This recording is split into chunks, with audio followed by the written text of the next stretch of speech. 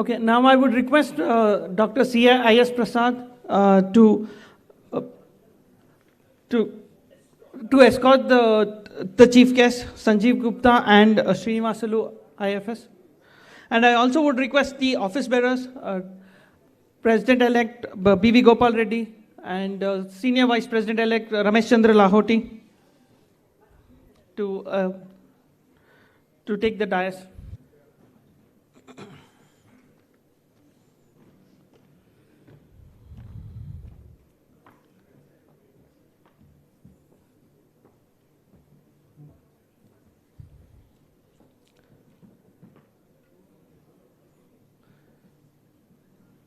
Thank you. I would now request everyone to stand up for the Nadagite.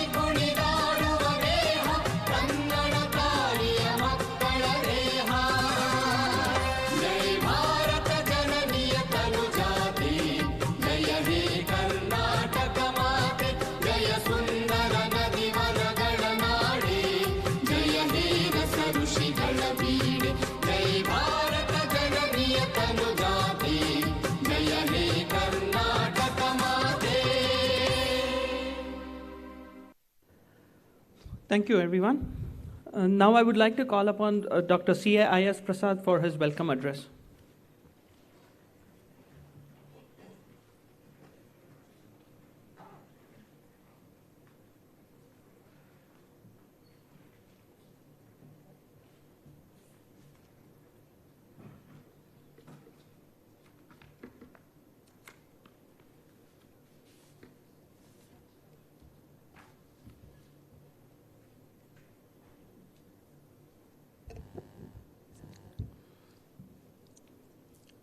A very good morning to all of you.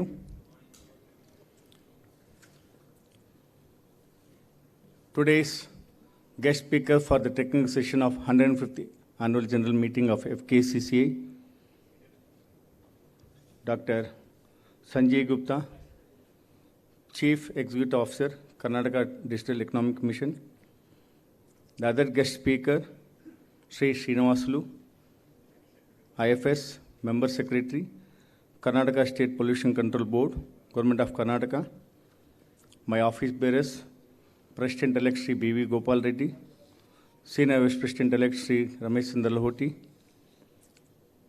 illustrious past presidents, managing committee members, president and office bearers of various district chambers of commerce and industry associations, members of Fkcci, other invitees for the technical session.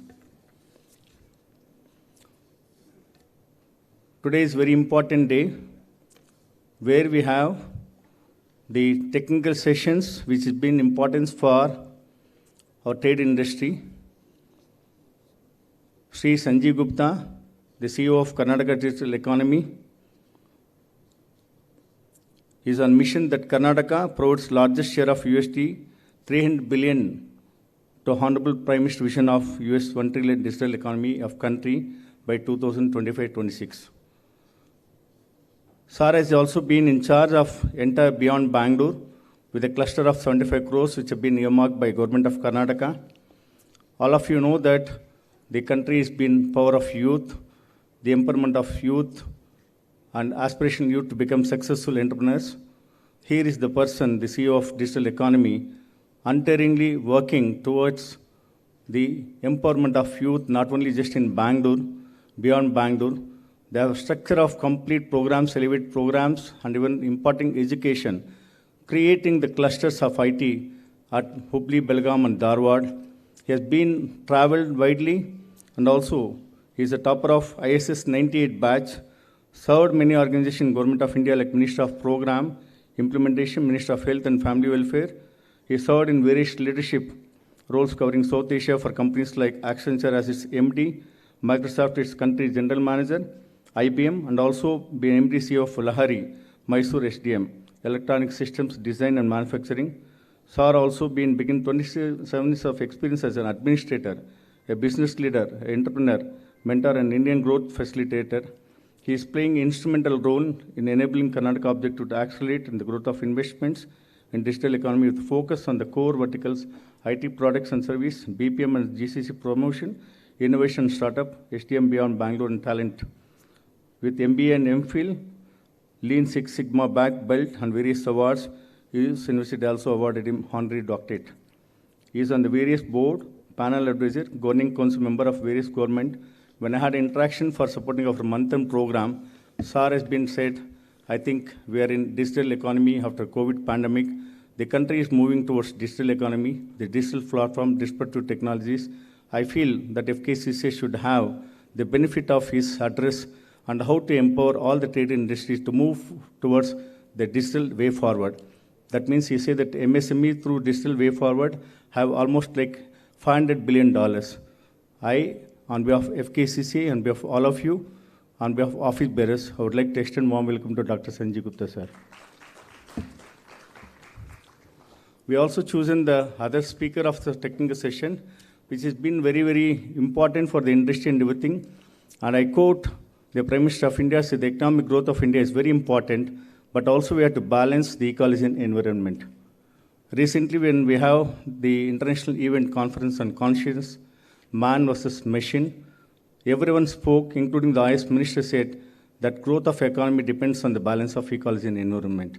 We have with us the very eminent person, and every day you see in the articles of newspaper, and is very proactive, very friendly, and suggesting various measures how to reduce the consent fees of Pollution Control Board. He is also giving us a policy paper to submit to the government to address all our issues. And today we have with us his biodata runs to several pages, but I would like to just say a few. He is Assistant Conservator of Forest, Inaugural National Park in 2001-2002. Before he became the Managing Director of Dr. Ambedkar Development Corporation of Limited in 2016-19, he He was a director, Kali Tiger Reserve, Deputy Conservator of Forest, Chitradurga, Koppal, Gulbarga, Mysore, and Bangalore Rural. And 1920, he is the Chief Conservator of Forest, Shimoga, and he became the Member Secretary of 2020 till date. And Sir is very, very helpful, and I think many of us, when we have interaction, he also address. He's giving suggestion how to see that the consent fees will be reduced drastically.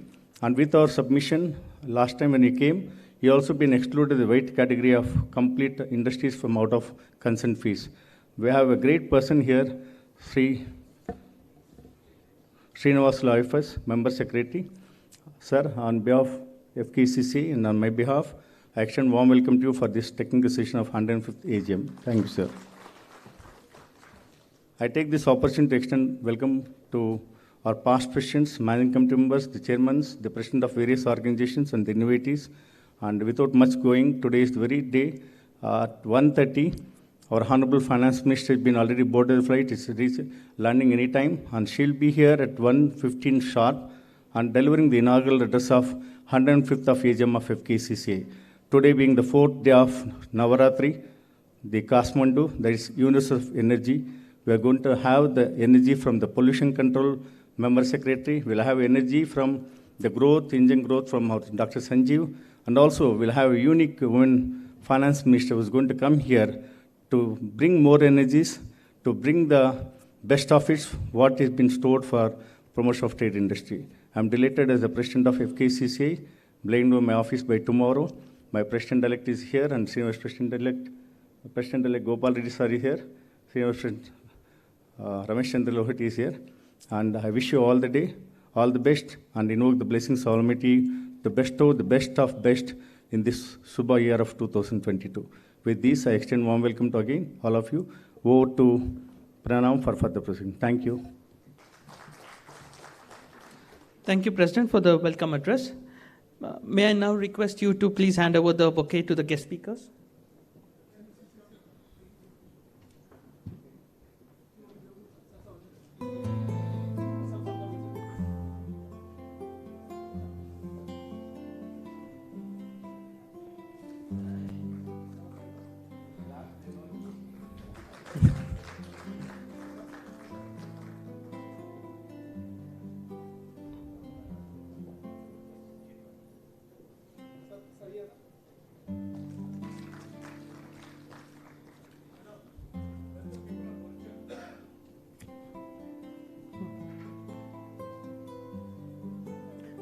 Thank you, President. I would now like to welcome the people online and who are attending through YouTube and other media channels. Thank you so much. Thank you. Welcome to you to the program. Okay, now I would like to request the office bearers and the chief guest to light the lamp.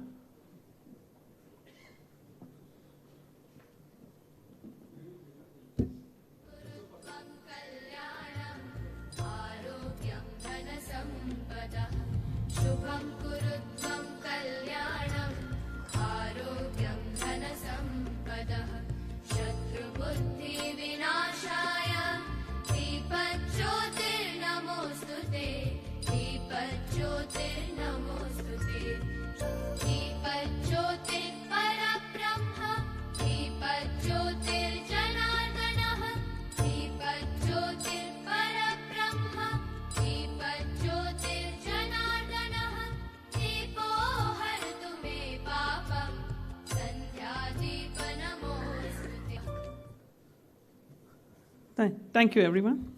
Now I would like to call upon Mr. Sanjeev Kumar Gupta for his address. Sanjeev Kumar Gupta is the CEO of Karnataka Digital Economy Mission, the KDAM. It's an initiative by the government of Karnataka. So Mr. Gupta brings in 27 years of experience as an administrator, business leader, entrepreneur, mentor, and an Indian IT growth facilitator. He's playing an instrumental role in enabling Karnataka objective to accelerate the growth and investments in the digital economy with a focus to the core verticals. Now, may I request Mr. Sanjeev Gupta to come and give his address? Thank you.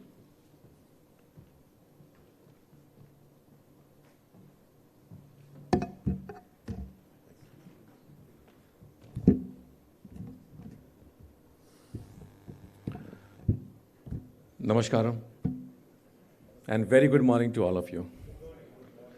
Little more sound, the seats are a little back in. Very good morning. Thank you, thank you. Thank you. Thank you so much, Fkcci and Dr. Prashad, to giving me an opportunity, inviting me on this auspicious day of 105 Annual General Body Meeting of yours, Fkcci, and we have a very great chief guest as our Honorable Finance Minister coming in today in the afternoon. I'm really privileged to be here. I have been talking to a lot of large and little bit of medium and different type of industry. But this is my first time when I'm interacting with an MSME at a larger scale. So if I do some small silly mistakes, please avoid me with my limited knowledge and experience that I have. But I'm coming up with a thought process of what is happening in the economy today and how does it really impact to MSME and what is an opportunity lies for MSME. With your permission, I will take with my limited experience and knowledge to share some thought process to you. If you see the statement given by Honorable Minister, Nitinji and also Mr. Piyush Goyalji, he definitely talked about of two important things. One, that MSME's digitization is one of the wisest solutions that we can think of for any issues. And moreover, it helps to small businesses, transparent, result-oriented, and time-bound manner. Let me elaborate this as I go forward in my slide. But when Mr. Piyush Goyal talks about, he makes a very different statement. He said that, India could target $1 trillion of exports in merchandise as well as $1 trillion exports in services each. Now, if I pick up these two statements and then see what is happening on the digital economy side, I was trying to then unfold that story in my couple of slides with you right now. So let's take you a little bit back here and say what's happening in India today. India today, if you see the internet penetration, this is somewhere around 61% in India. If we pick up the estimated rural users on internet, it is around 373 million. Have you ever thought about that the rural population of so much of numbers would be actually on the internet? But mind you, we are looking at only just 40 to 50% population right now. There is 50% population in rural areas still lying to be covered under the internet. We are the number 2 in the world when we look at the digital technology adoption across the sectors and across the community of the people around and across the states. If you see the enrollment in the Aadhaar, we have all now enrolled. And in fact, we are actually promoting this part to the other part of the world. So they are looking at Aadhaar replication in other countries. And I think we are able to create that magic, what we have done here today. If we continue with this thought process on the internet users at the global level, approximately 5 billion users are there, whereas in India, 1.3 billion users of internet in total. Now this shows that we are already somewhere around 25% of the population of the world lies here in terms of internet users, market. Look at the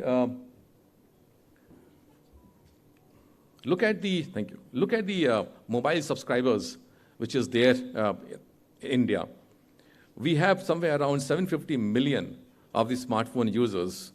And if you look at these number 750 million, we are looking at to create somewhere around 1.3 billion smartphones going up. What is this market? Does this number make some sense to us? Does it creating some vibes in your mind and heart and saying something different is happening in India, and if we are not there, are we missing something? Let me unfold this as I go forward. If you see the UPI transactions per day, 200 million. I'll tell you a story about Visa in a couple of slides later, but this number is a mind-boggling number. Every transaction today is on digital platform, almost there. And Karnataka is very proud to share that we have around 6,250 panchayats which are internet connected. Please give a cheers to Karnataka for this.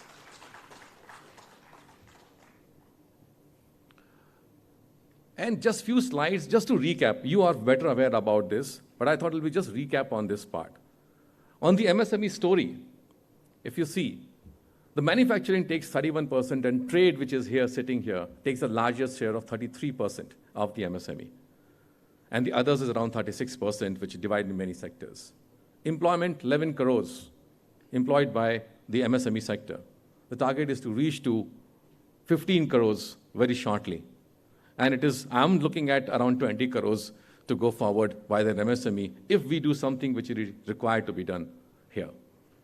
And in this, if you see the picture of the rural and urban areas, almost 50-50.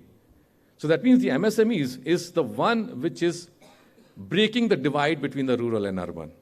I don't know whether you can feel this or not, but that's the beauty of the MSME, that some people say that digital is creating more gap between the rural and urban. Well, it's not true because I've proven the numbers in a previous slide. But what I'm trying to say is that nobody understands that MSE is the one segment which bridges the gap between the urban and the rural, and here are the statistics which proves that. And if you see some of the others areas on which the MSME is growing is 50% of the total exports come from MSME. 50%. Now this time I want to cheer for you. You guys are doing a great job. And if that's the case, then look at the GDP contribution, almost 30%.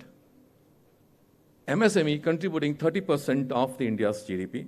I was thrilled with this number as I was looking at it.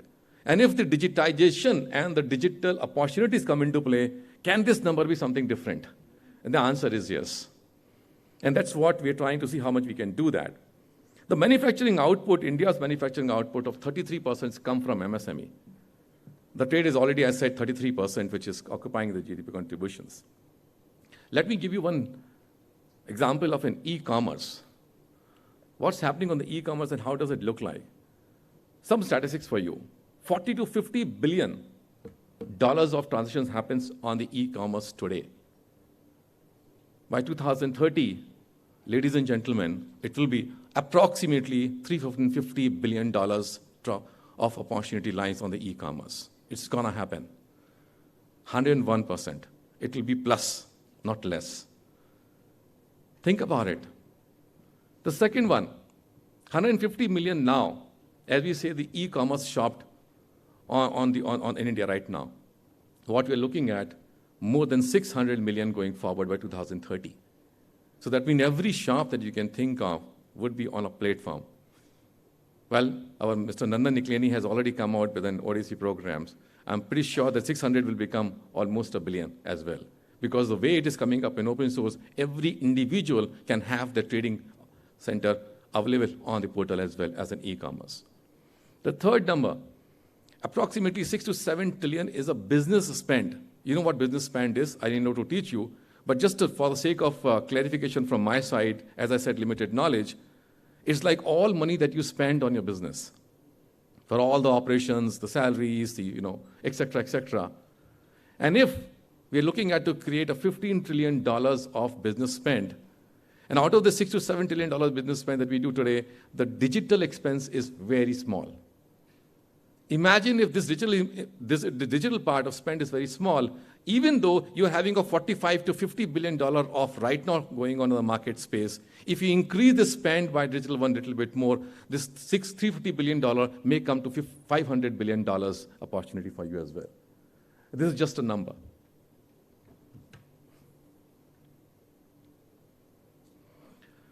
So what we can say, what is tech or a growth of MSME linkage with that? Very simple statistics comes out with the conclusions. What we see today is we are getting every time of a new customers coming in place. Are you able to identify those customers? There's a question. So you find every second or third year, a new customer base is opened. The second one is that since the technology is becoming so inbuilt, ladies and gentlemen, the new products and new business models and new service models are coming in place in the market space. And the third one is, we feel that our competition is what's happening in Karnataka. We started feeling that our competition is in India. Ladies and gentlemen, your competition is global now. Think about it. It's not local at all. And you are an important global player of the economy. Please feel it inside you. You are not a small person. You are an important player of economy playing in a global role. This is what we need to think about as an MSME. And from that perspective, we need to check our lens. If you are not participating into this journey of the digital, the new customers, the new products, the new technologies, you are missing something. And there's an example for that. What happened to the visa? At long time back, India proposed a visa. Why don't you come to India and start giving the services, etc., to our citizens? Visa said India is not prepared for using the credit cards and etc.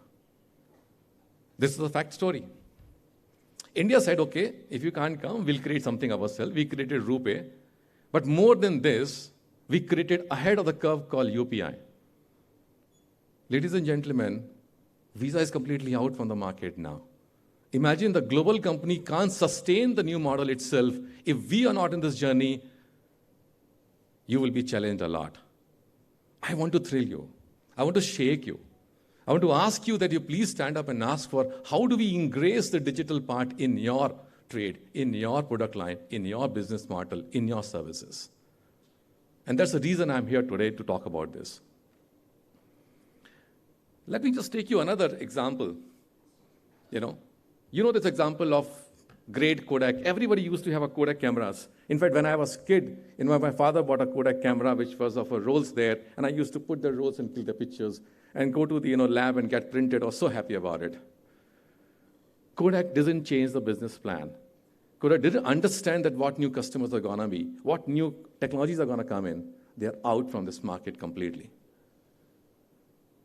Again shaking you, again requesting you to please pay attention to the digital part of it. Embrace the digital in your journey. Your next generation of entrepreneurs, your next generation of your kids in your family are much more technology savvy than we are as on today. In fact, my son teaches me a lot. In saying that, Dad, you don't know how to operate this, give me 1 minute, I'll just do it for you. Though I am a CEO for Karnataka Digital Economy, but still my son teaches me a lot. So that's a fact. But if these are the cases, ladies and gentlemen, we need to look at the opportunity which is there for MSME. I've divided this opportunity into 4 different elements. One is pure playing the digitization inside their organization. The second one is be relevant for the emerging technologies. And the third one is how do you become a cost effectiveness? Because your competition is global. And how do you see opportunity to partner with the new emerging ecosystems on technology, new emerging ecosystem around the world? Are you partnering with them? So these are the 4 important pillars of an opportunity which comes up, and I'll explain a little bit more. You know the example of Udan? You know the example of Udan, right? What do you call as unicorn, right? And solving the great examples for us. Let me not elaborate the Udan story here. What I was trying to say is an experiment of this kind is changing the way the farmers are actually going to the market and looking at the fantastic results of a services model. I just move on with a couple of slides here because I want to tell you some more story. So if I pick up the internal and little bit of external factors which can influence your thinking around, pure play, if you just do a little bit of digitization in your organization, just on the factors of finance, on the factors of project management, on the factors of your customer retention, and etc., believe me, we have done the study, between 15 to 20% of your cost efficiency comes from there. Believe me this. It hits your profit margins immediately positive side. There is an investment required, but there is an outcome for that investment as well. And if you look at looking at the new product line or using a technology for your product line, it increases around 40 to 50% of your revenue. And there are examples for this to prove that. So internal digitizations, cost effectiveness, hitting your margins 15 to 20%, embracing technology into your existing product or service model, coming out with a new product model, give you a new revenue channel of 40 to 50% more. These are the 2 statistics which I want to lay down in front of you. The third one is, please ask this question to yourself, which has another 20 to 30% revenue outcome. Are you part of a global supply chain? Because your competition is not here. If you're not, then need to find out how to go into this global supply chain exercise. Are you leveraging the new customers who are digital in nature? Are you able to do that? If not, please ask this question again and again. Your business strategy cannot be sustained even for a year and a half. I'm talking about it. There are companies who are changing their roles like this. And the COVID has taught us a fantastic lesson. Lesson that anything can be possible online, offline, together. We have to figure it out, how do we go and access this strategy for ourselves? And third is, are you able to create new market for yourself? If my time's up, gentlemen, please let me know. Are you able to create new market for us? And ladies and gentlemen, the market is not here in Karnataka. The market lies somewhere else, outside the boundaries, where no boundaries of digital nature persist. You can reach to a global market as well. And are you able to find out a new markets for us? And this part is a journey that we need to do.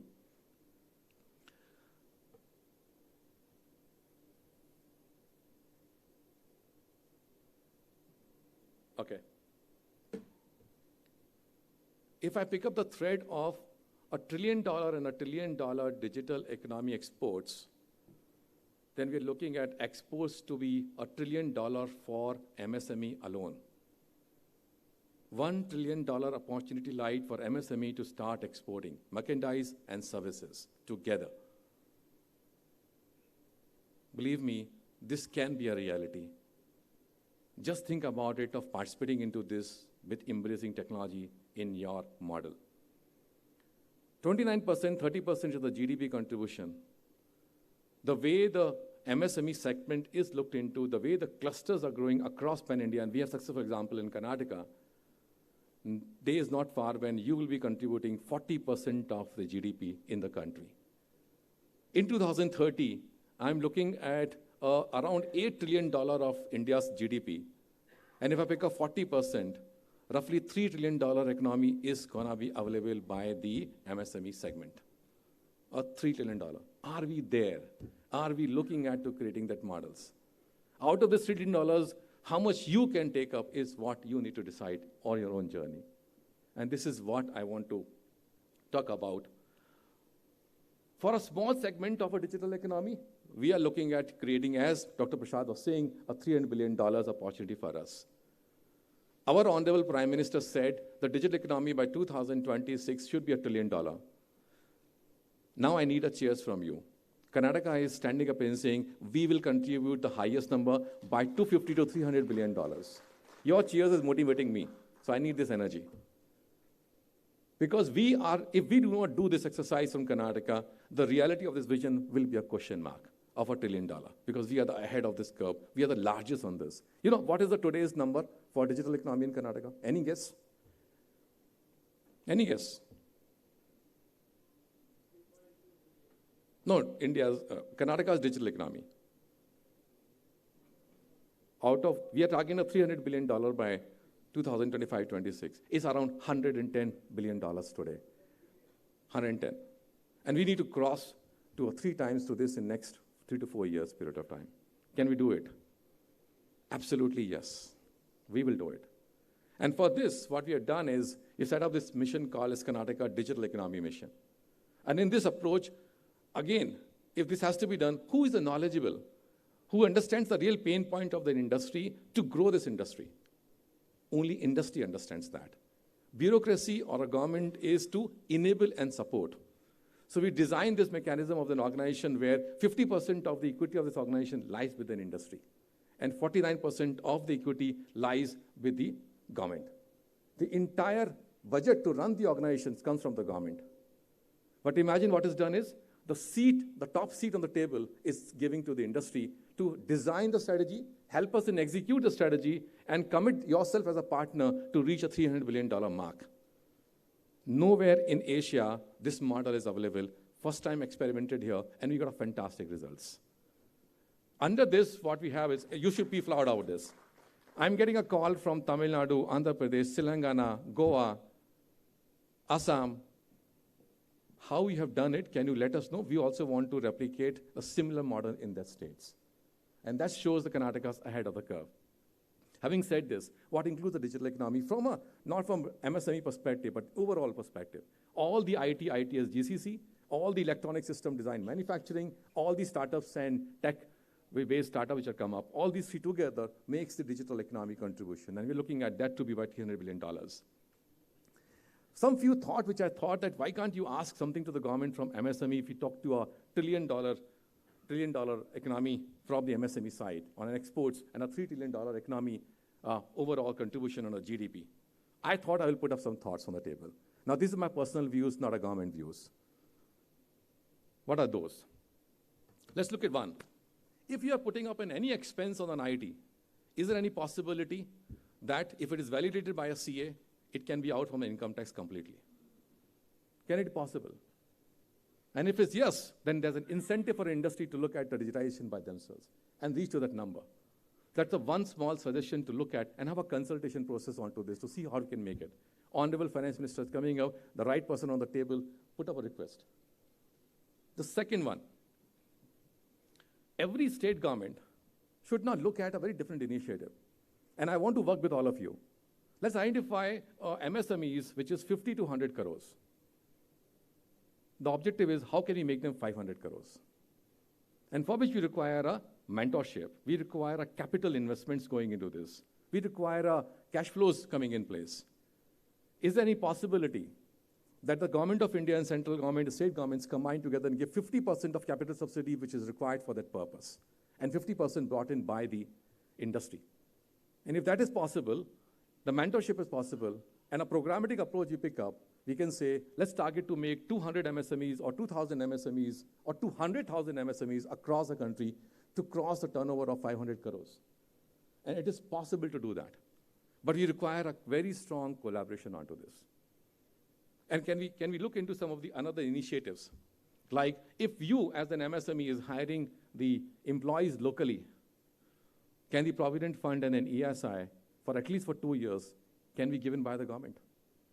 Why not? If you just prove yourself that 6 months is what you're giving in employment, we can do a process in terms of how do we do that. Ask these now. It's time for us and MSME. If I join your club, it's time to ask us because we're going to go 40% of the GDP for the country. If we do not ask, then who will ask? Right?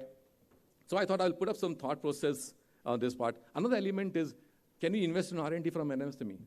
Yes, we can invest, but it requires a huge amount of investment and a patience to get an ROI.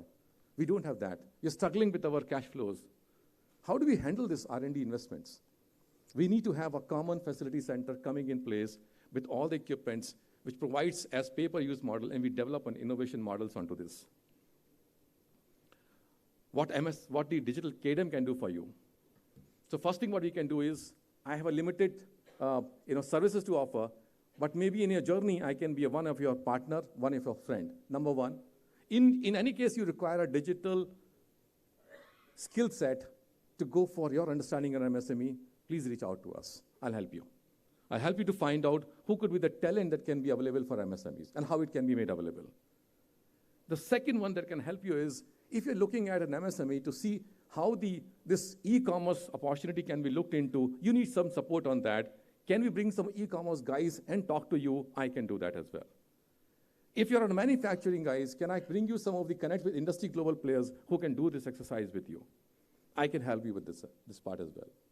And if you are planning new markets and you require an access to the global markets, with the intervention of a delegation or diplomatic relationship between the countries, your association is there. But as a KDM, I'm happy to partner with you to provide that access to the global market as well. These are a few things on the table for you to look at from the KDM support. What I wish you all is that one professor from said, I'm just saying one more minute extra. One professor said that what does the future technology looks like? I give you one example. There will be a contact lens you will be wearing.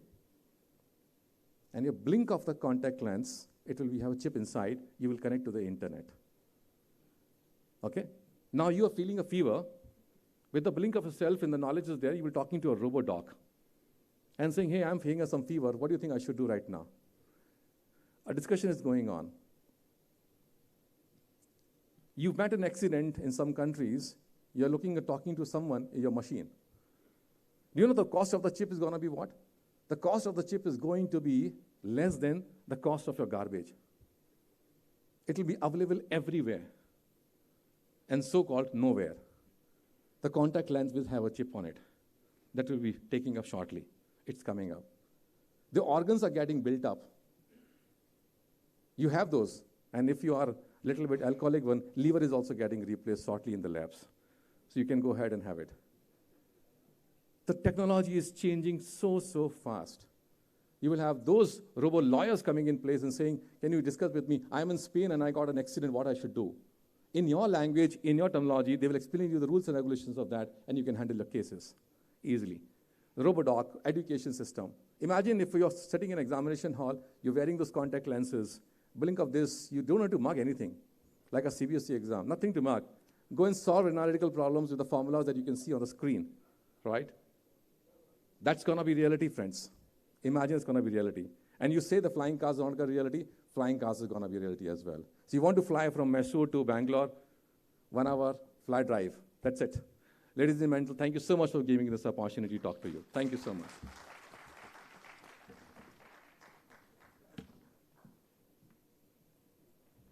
Thank you, sir. Well, it's very enlightening, Dr. Sanjeev.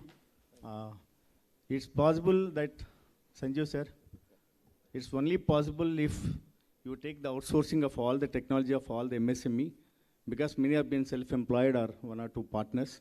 If you can assure that you will take the entire outsourcing of technological driven, the MSME economy will be grateful to you.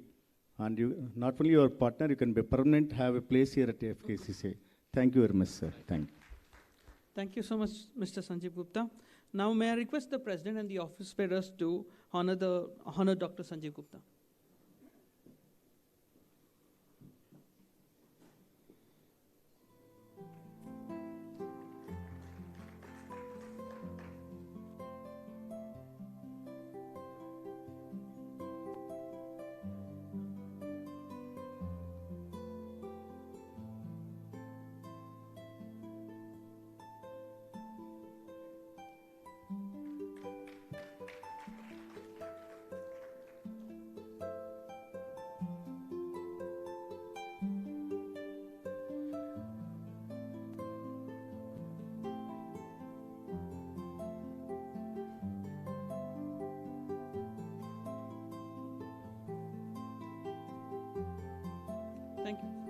Thank you. Thank you to the President and the office bearers. Now may I request Mr. Sri Srinivasalu, IFS Member Secretary of Karnataka State Pollution Control Board, to give his address on sustainable development. Thank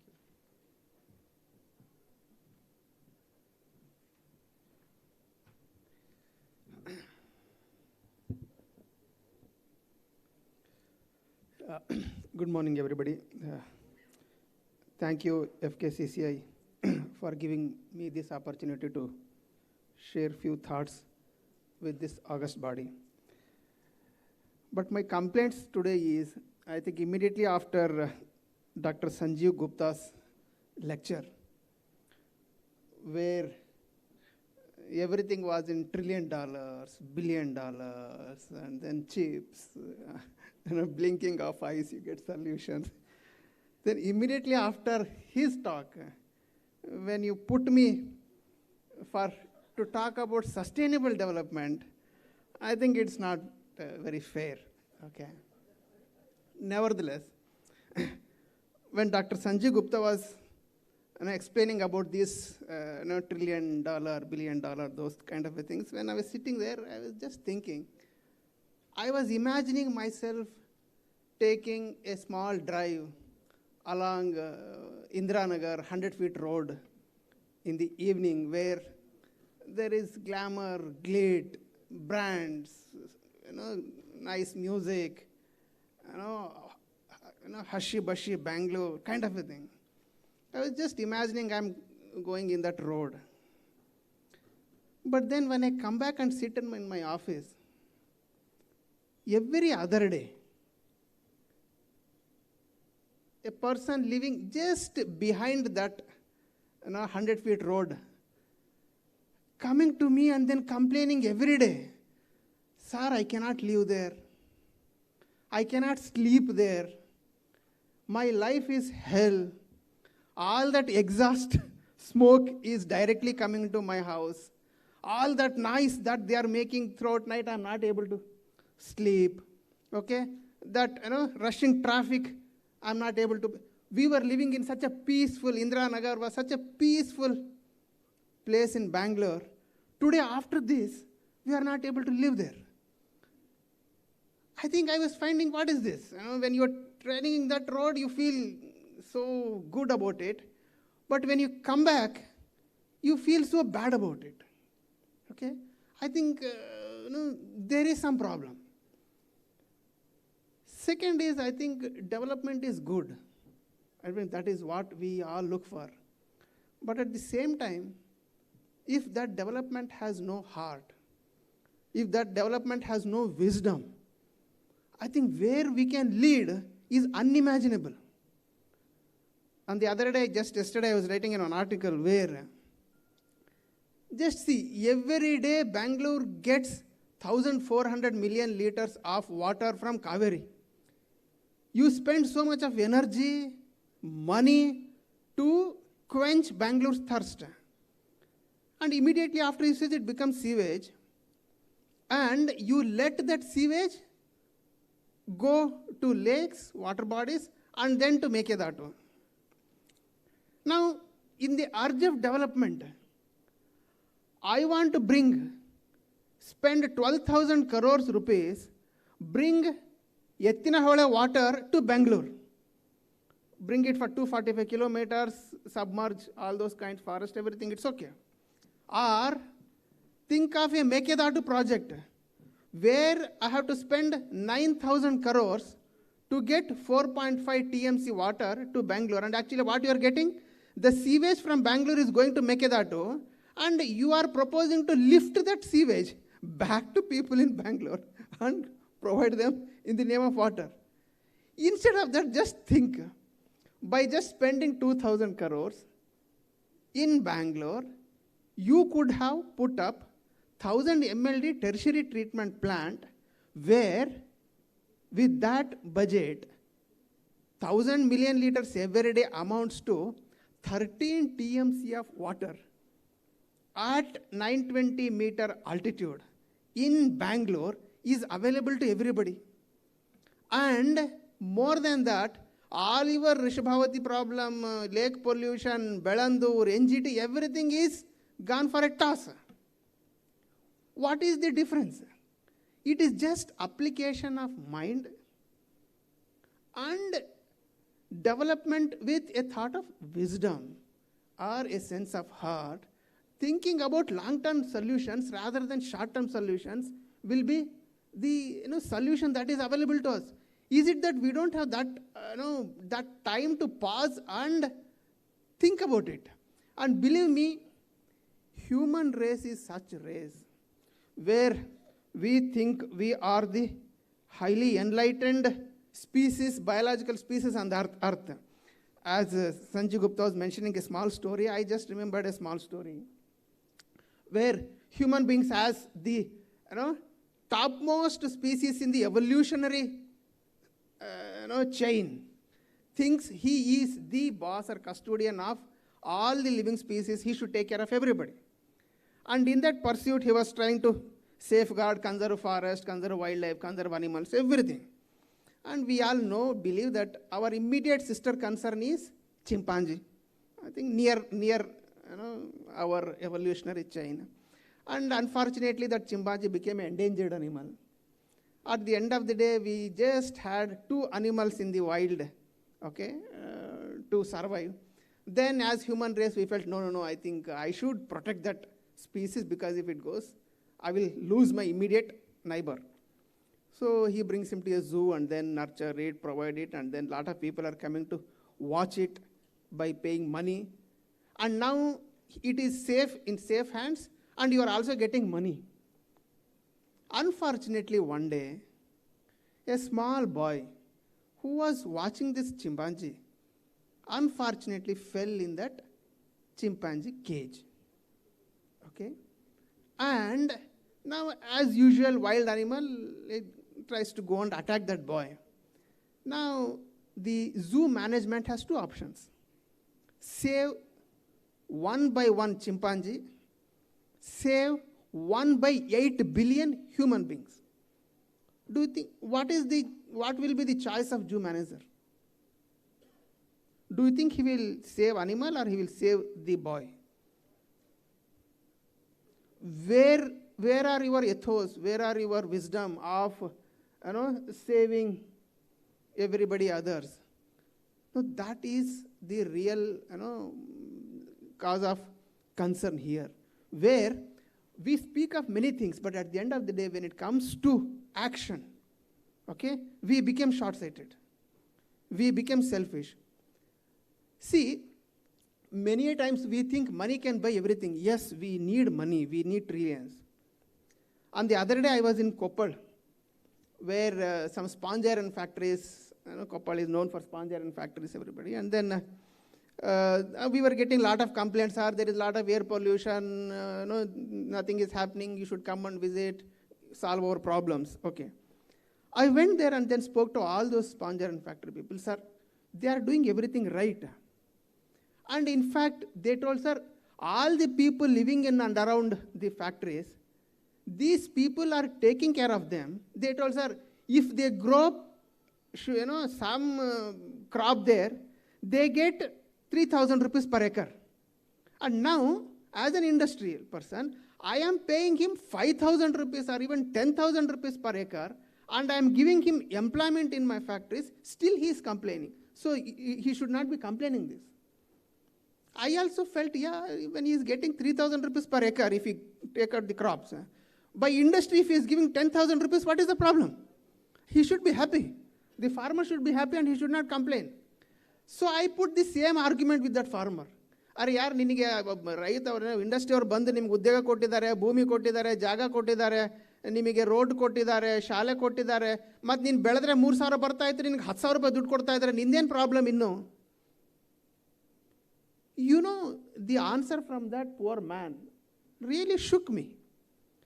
He told, sir, if I was growing, I was getting 3,000 rupees, yes. Now he is giving me 10,000 rupees, but this 10,000 rupees I have to go and give back to hospital.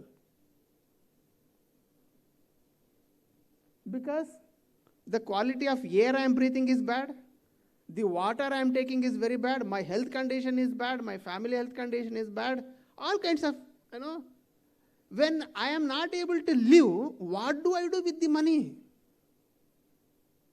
When I am not able to live happily, peacefully, or healthily, what do I do with the money? And this conversation with that man immediately took me back to 2 years back, when he was mentioning about COVID. COVID taught us one lesson of things can happen online and offline. Yes, that was, Sanjeev Gupta mentioned.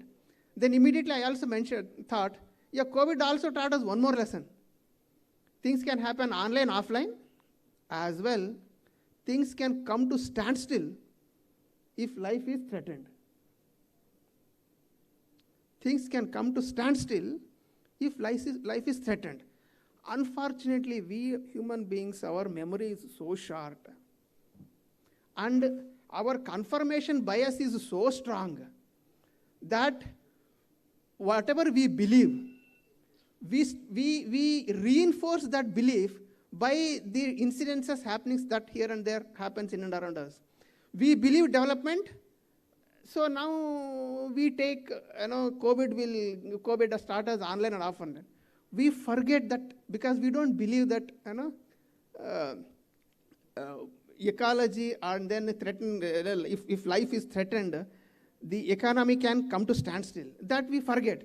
See, during that time when we see, I think there are a lot of comics here and there. Air is so clear that I can see Himalayas, kind of a thing. I think there are a lot of cartoons that come during COVID time. It was true, okay, fine. But have we learned our lessons after that? Unfortunately, no. Our memory is so short. Now, coming back, see, development is yes. Sustainable development, I think many of us sitting here, we would have studied. What is sustainable development? It was told that, do things in such a way that the opportunities of next generations are not threatened. Simple. You know one thing, when this term was coined, This definition of sustainable development was coined in 1988 in Brundtland Commission, where that time they felt, don't do anything that threatens future generations' opportunities. We all know what is the age of one generation. It's 25 years. In economical terms, 25 years is one generation. We have crossed one generation today. In 2022 also, we should not be sitting back on 1986 definition. Today we have reached a stage that don't do anything that will threaten the developmental opportunities of your own generation. Have you learned that lesson? Not yet. Come 2030, when the numbers what Sanjeev Gupta is mentioning, if they become true, we may reach a stage where don't do anything that will threaten your tomorrow. Don't do anything that will threaten your developmental opportunities of tomorrow. We will come to that stage unless otherwise we just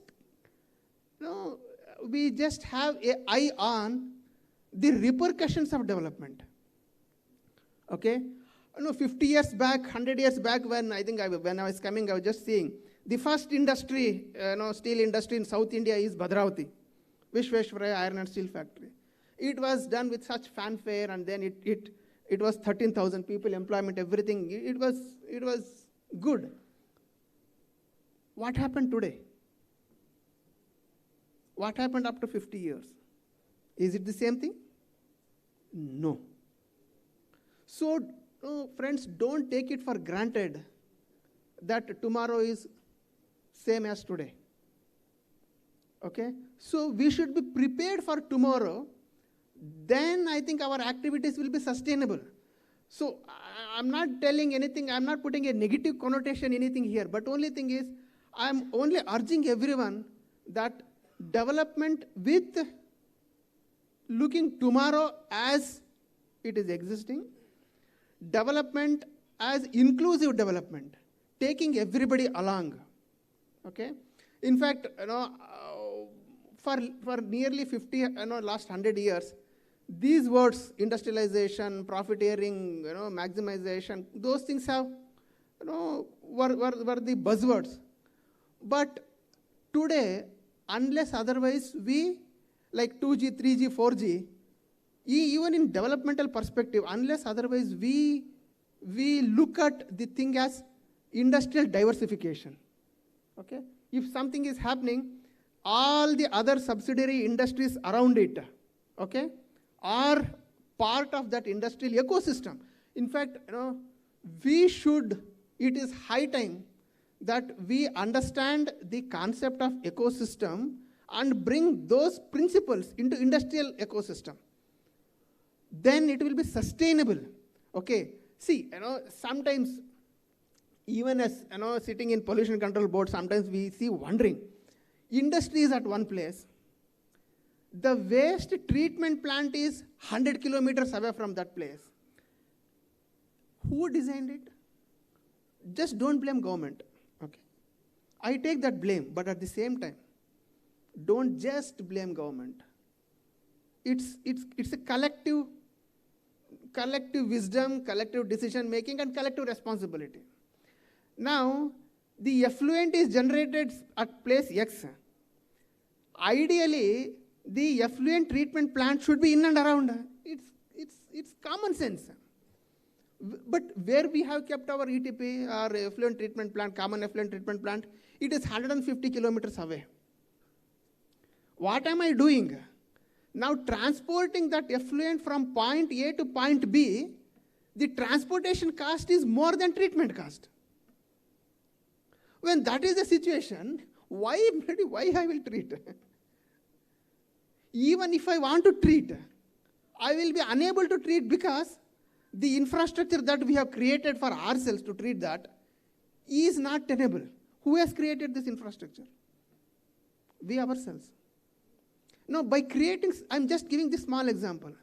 With this kind of industrial infrastructure, do you think industry will be sustainable? Definitely not. And take it from me, the waste management in industrial sector is like the excretory system of a animal, a body. Now, even without food, somebody can live. Okay? Do you think, if kidney is in problem, how long anybody can live? Impossible. Okay? Now, all this waste management kind of a thing, pollution prevention, these you just think it as excretory system of any animal, any body. Without that organ being properly functioning, do you think life can exist? Definitely not. But we neglect it. Similarly, in industrial sector, unless otherwise, we create proper infrastructure, proper ecosystem to manage, maintain, and create system to manage those wastes, the industry cannot run for very long. It is high time that development is not sustainable. Development is not just any theory kind of a thing. Is a new generation developmental perspective that we should involve in our developmental perspective. Then all those numbers that Sanjay Gupta was mentioning about will become a reality. Otherwise, the bigger the development, bigger the burden.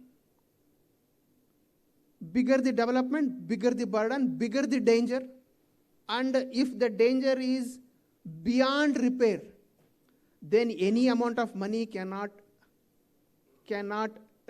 reclaim back or reinstate the original position. And we are already seeing it happening in here and there in isolations as islands. So, you people sitting here, I just want one dream, one wish from all of you. With this kind of numbers, with this kind of budget kind of a thing, you all should be called backbone of the country. The day country starts calling all you people as backbone of the country, ರೈತ ನಮ್ಮ ಬೆನ್ನೆಲುಬು ಅನ್ನೋ ಕಾಲ ಹೋಗಬೇಕು.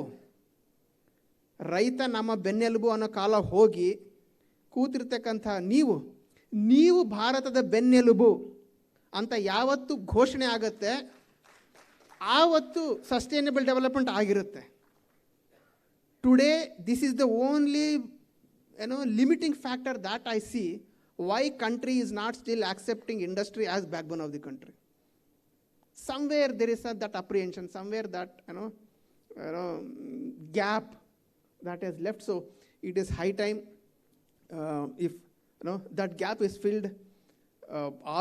I wish all those numbers which Sanjay Gupta was mentioning should become reality, and by 2030 the industry should be recognized as backbone of the country.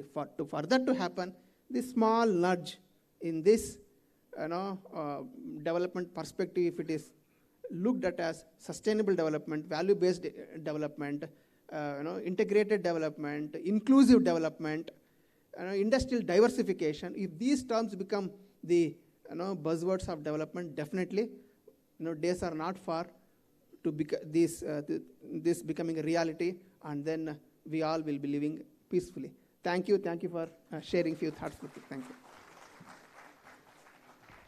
Thank you, Srinivas sir. It's no wonder we have been structured both topics of diversion. One is the development, there is sustainable development. I take just 1 minute of recalling the Ayurveda. Ayur means life, Veda is knowledge. Way back 5,000 years, we've been developed just knowledge through the man. And recently, we have international conference with 36 international speakers talk about exploring consciousness, non-duality to non-locality, man-machine debate. One side, Sanjay Gupta sir talks about the technological advancement. The Srinivas sir talks about sustainable development. We at Fkcci want both development with sustainable development. Thank you for having come here, sir. Great of you. Thank you. Thank you so much, Srinivasalu, sir. Okay, now may I request the President and the office bearers to honor the Chief Guest, Mr. Srinivasalu.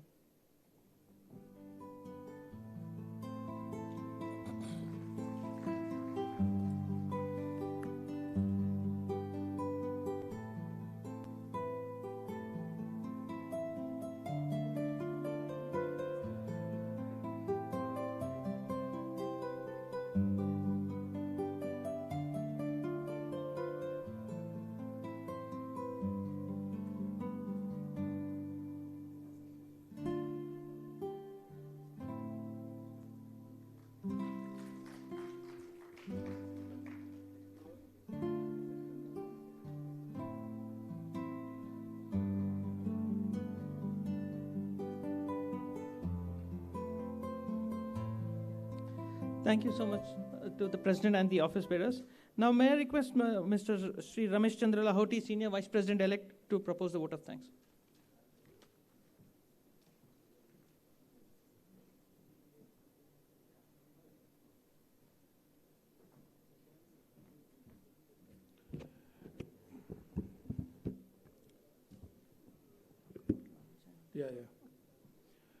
Good afternoon.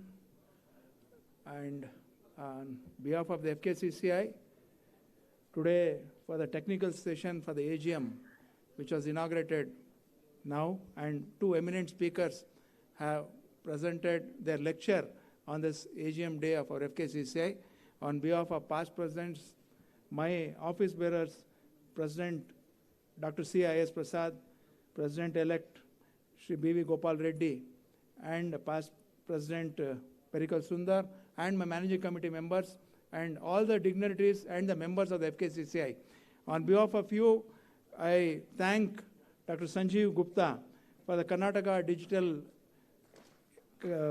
policy of the Karnataka digital economy policy. But one thing you should, when he spoke about when you wear a contact lens, what about the students who will write the exams? The internet will be open.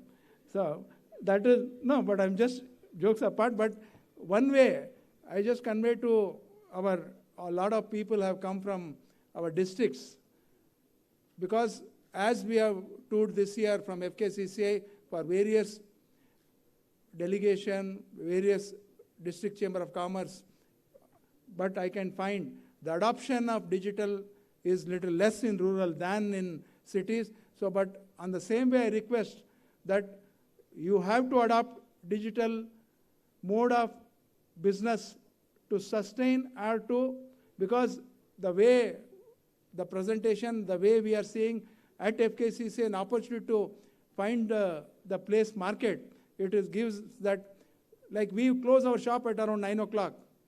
When we come back home, the digital market opens up.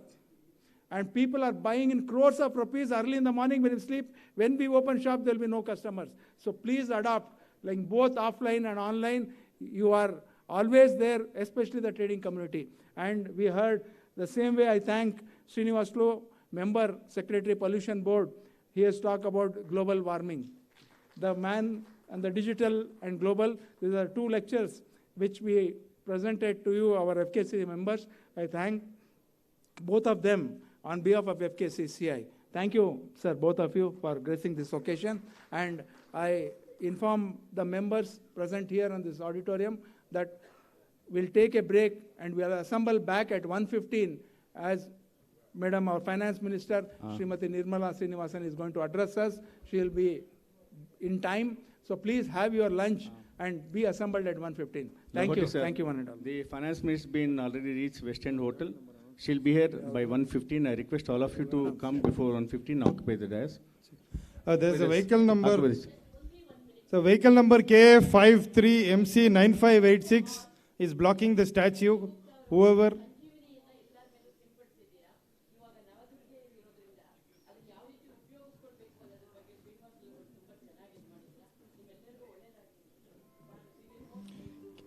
KA53MC9586 is blocking the statue. The police is requesting to remove it.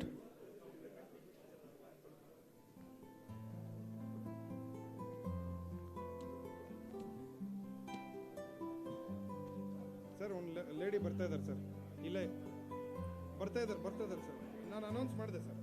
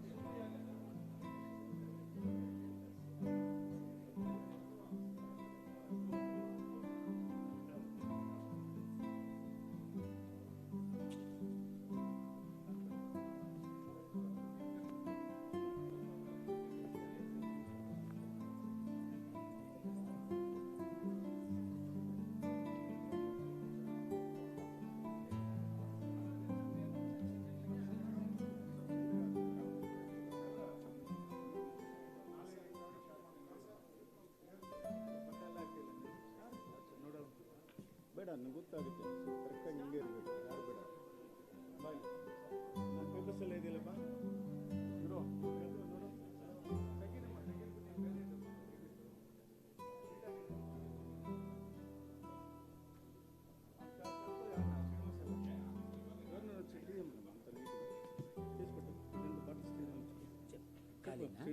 ನೋಡು వస్తాను అక్కడ VIP sir full bottle వద్దు Lokesh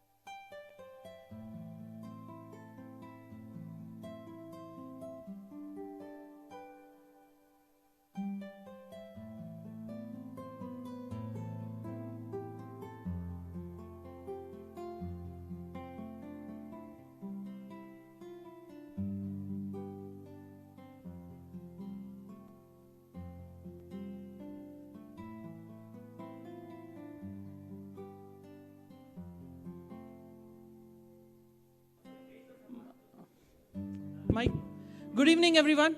I would request everyone to be seated and be quiet because the Finance Minister Nirmala Sitaram will be arriving in less than 10 minutes. Thank you.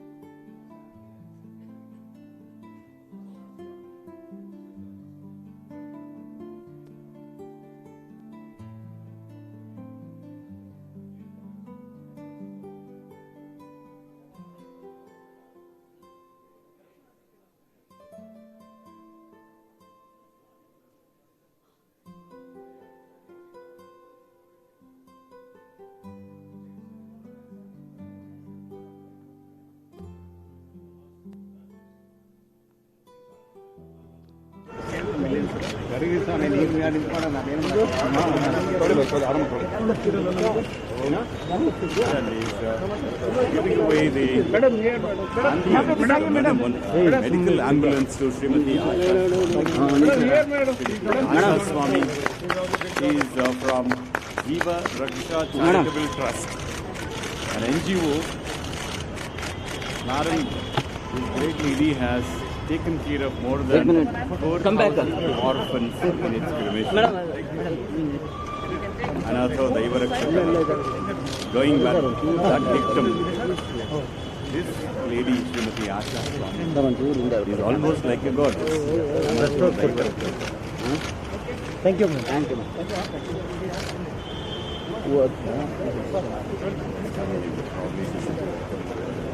Sir, ಸ್ವಲ್ಪ side ಇದೆ.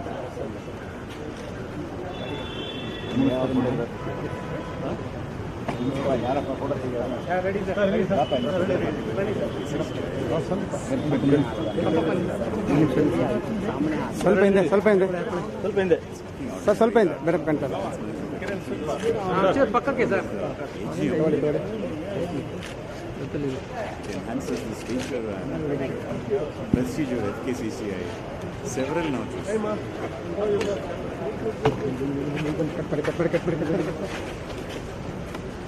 Excuse me. Fkcci is way ahead of many other social organizations, many other professional organizations, technical organizations. And this really raises a few notches above. Thank you, Dinesh sir. I was looking for you. I'm looking to CA Ravi sir.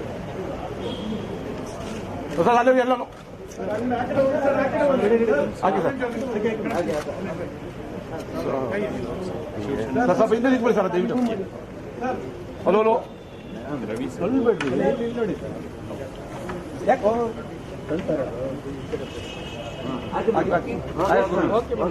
Thank you. Thank you.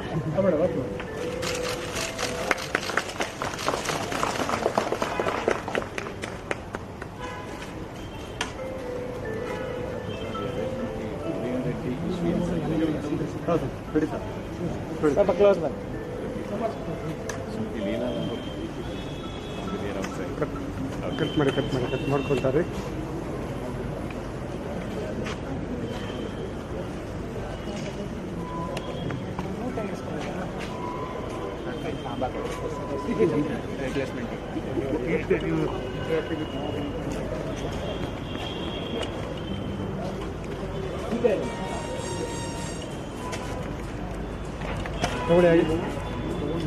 ಇಲ್ಲ, ಇಲ್ಲೇ ಕೊಡ್ತೀವಿ, ಅಲ್ಲೇ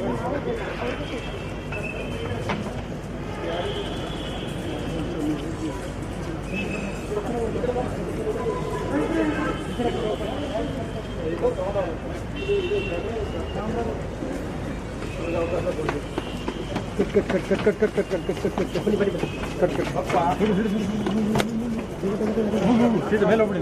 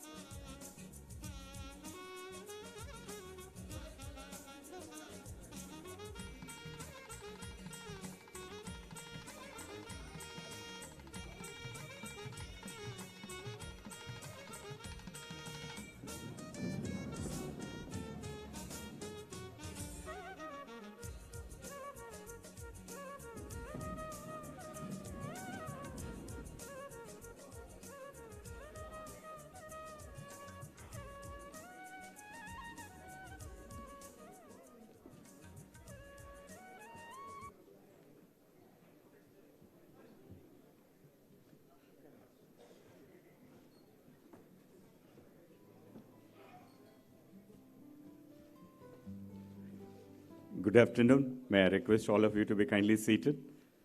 Honorable Minister of Finance and Corporate Affairs, Srimati Nirmala Sitharamanji is on dais. May I request you to be kindly seated quickly. I request presence of Dr. C.I.S. Prasad, President-elect Fkcci Sri B. Gopal Reddy, Senior Vice President-elect Fkcci Sri Ramesh Chandra Lahoti ji. Kindly come on dais. Immediate past President Fkcci Dr. Perikal M. Sundar, kindly come on dais, please. Secretary General Fkcci Sri M. Lokaraj, kindly come on dais, please. May I request all members of Fkcci, invitees, dignitaries, and invitees to be kindly seated quickly, please. Request you to be kindly seated quickly.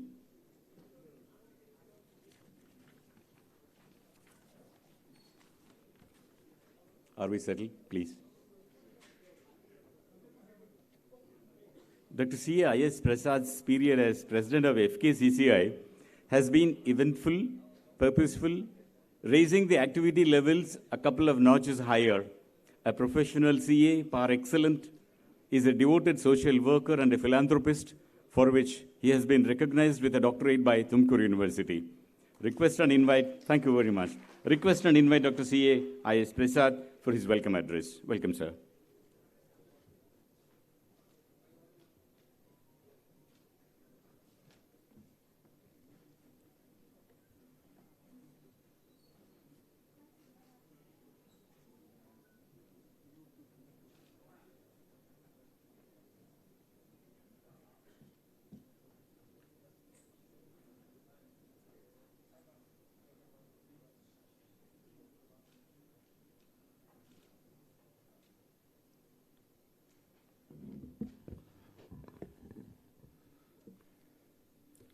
A very good afternoon.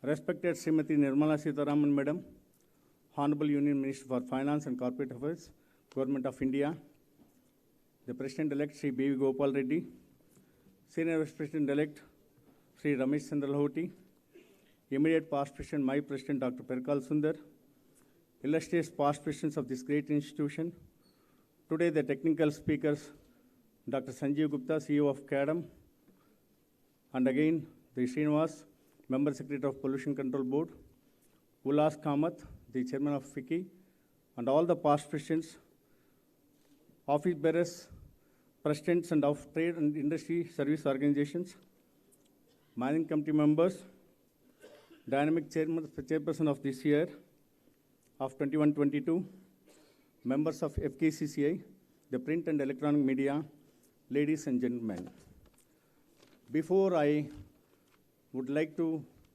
do the welcome address, all of you know today is the 4th day of Navaratri. Kusman Devi is the deity which we are all performing. It depicts the units of energy. As units of energy of Kusma Devi of Navaratri, I bring the greetings of Chamundeshwari to our Honorable Finance Minister and all of us on this day of Navaratri. It's indeed a great honor and privilege to be the President of Fkcci, which is founded by great visionary Bharat Ratna Awardee in the year 1916, led by illustrious past presidents over the last 104 years. Greetings from Fkcci, and also as mentioned, that invoke the blessings of Almighty for all of us, including for our Honorable Finance Minister.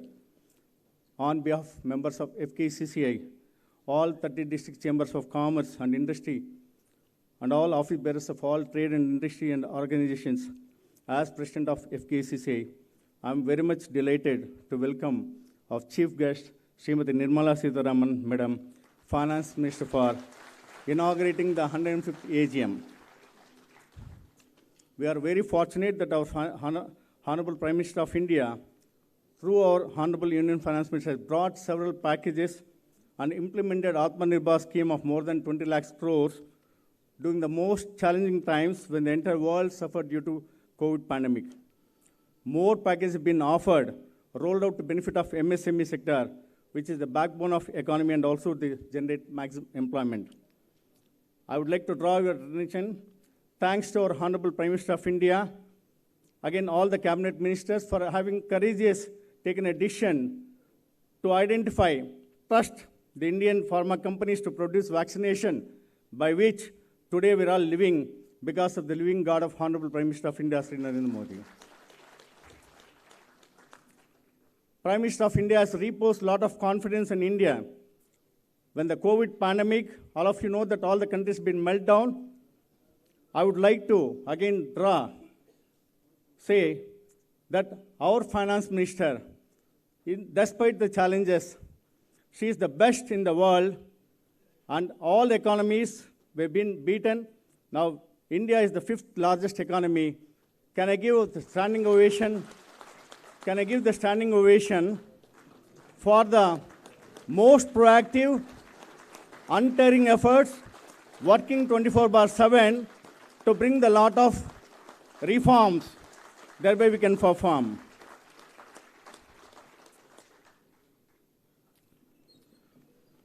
Today, all of you know that Prime Minister of India has a vision of 5 trillion economy. Our Honorable Prime Minister is the backbone for the economy because she made every bank, be it SBI or Canara Bank, any bank, to reach out and monitor whether the bank is being lent to MSME or not. On behalf of Fkcci, Madam, I immensely thank you for having monitored and also ensured that the funds have been supplied to the MSME. Thanks to you for such a monitoring. The Finance Minister, for the first time, we have been seen because you had an experience of to Defense Minister of this great India. Thanks to our Finance Minister, when Fkcci has been represented before the Honorable Prime Minister of India and Finance Minister, because several MSME been struggled because of the steel price hike and other hike, when we made a representation, Honorable Finance Minister, again through the direction of Prime Minister of India, you have seen that she brought the change in banning export of iron ore, make it available for MSME, and again she has been reduced the petroleum and diesel prices, thereby she has been concerned. And the third important thing, she brought the reforms of payment gateway, where MSME supplies to public enterprise used to wait for 120 days. Madam, through her wisdom, through the officials of government and the financial institution, made sure that the moment you make a bill, you get 90% of the credit. I think first time in the history of 70 years, such a move has been brought. Again, I would like to please give a warm welcome to our Honorable Finance Minister.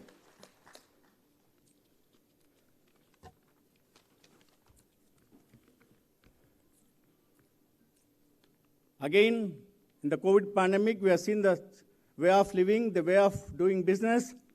That is the time, I think, Honorable Finance Minister has been stepped in, untiring efforts with the technological disruptive embracing technologies, bringing the initiatives both in income tax and the GST law. And again, all of you should know the digital economy has been shaping, and every minute, whenever we represent before GST Council, any of the issues governing trade industry, within 24 hours, Honorable Finance Minister should address. One example I would like to say, 18th, 19th, there was a move for GST Council to levy the GST on the pulses.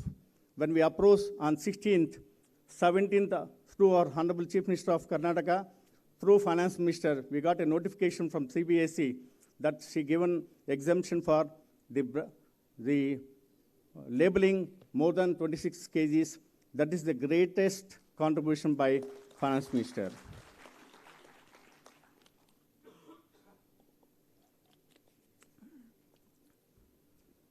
We have been invited, delegation to meet the Standing Committee of Parliamentarians on promotion of e-commerce and regulation in India. We have gone through almost 8,000 pages, how the e-commerce been across the world.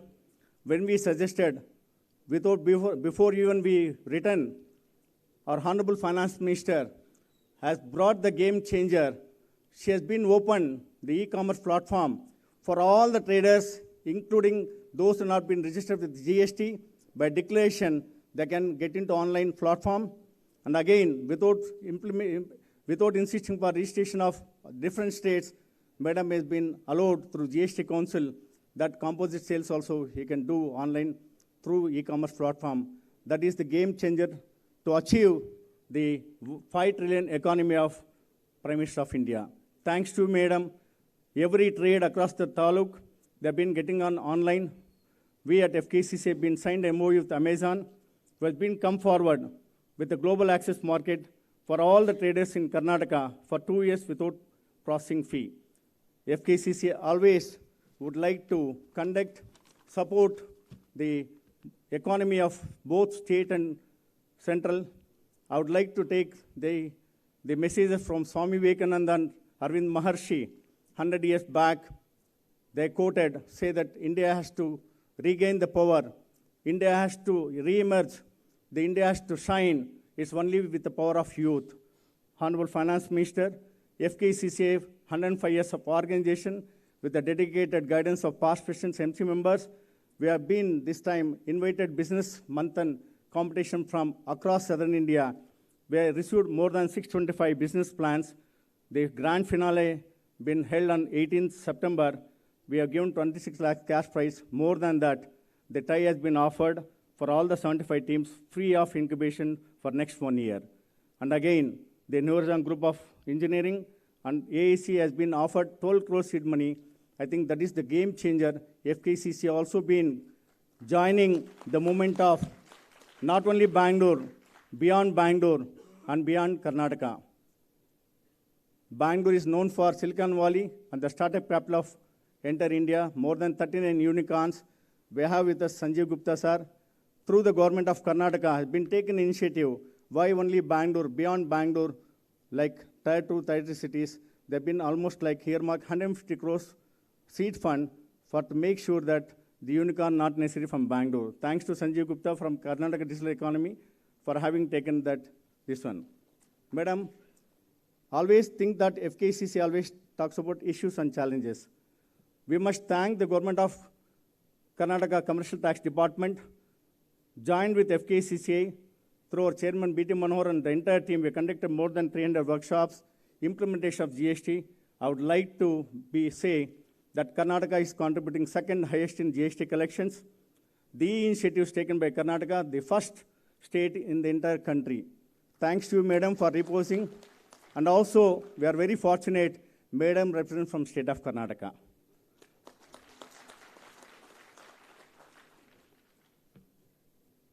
We have issues of challenges, but this time, our Honorable Chief Minister of Karnataka has a vision to make Nava Karnataka to Nava Bharat, to contribute 1 trillion economy through Karnataka.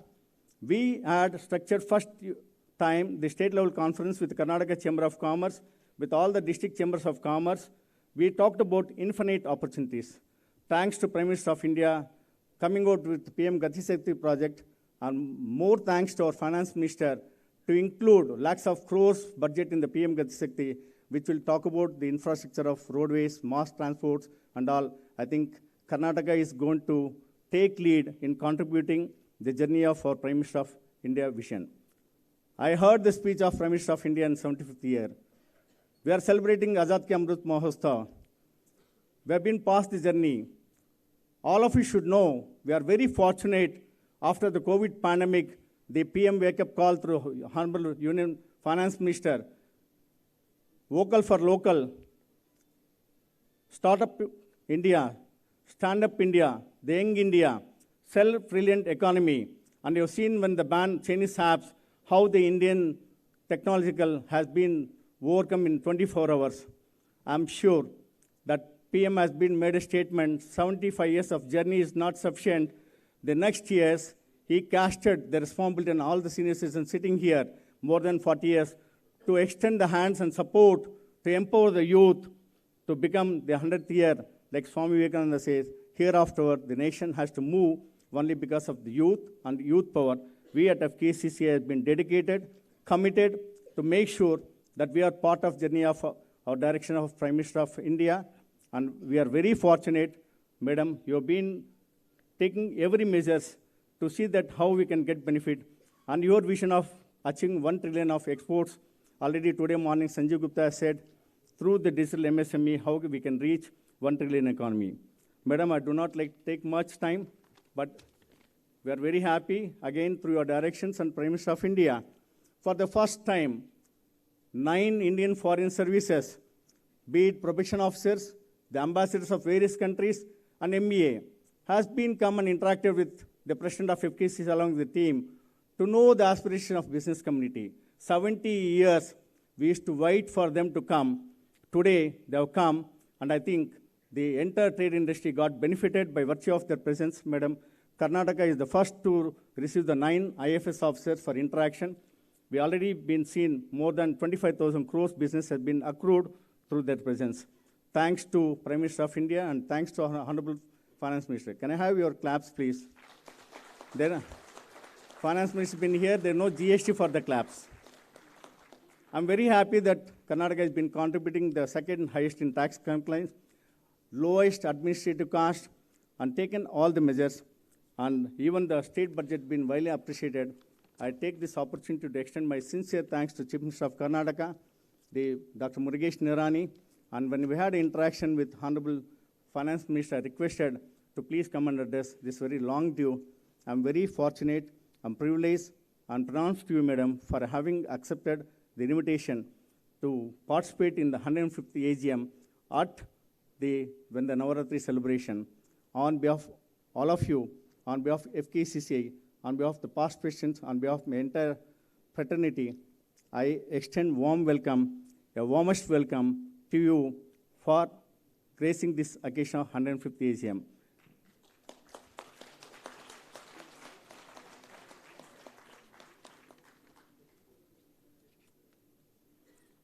Before I wish to conclude, we also taken the delegation to Delhi with 42 members. Our Honorable Union Finance Minister, Parliament Affairs, has taken the lead, Prahalad Joshi. We talked about Vision Karnataka, Trust for Infrastructure. I think you have been provided ample funds supporting Karnataka. Thanks to you, Madam, for considering our representations in all the manners.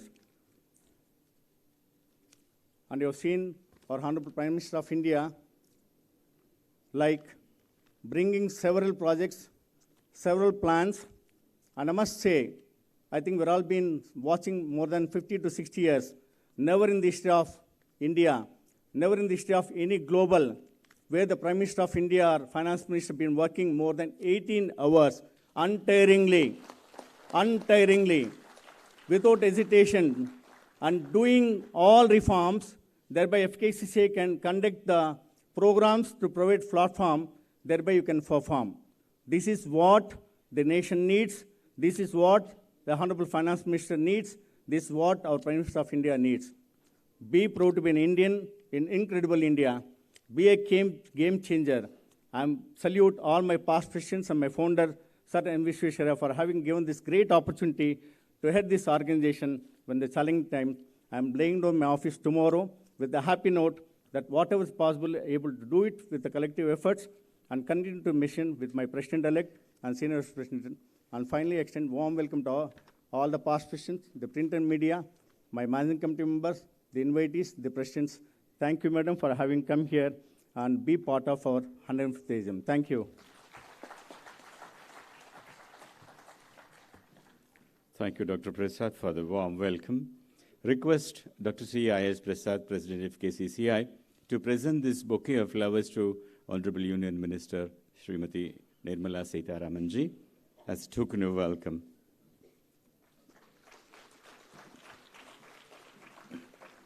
I request all the dignitaries to kindly proceed to light the lamp, please, ma'am.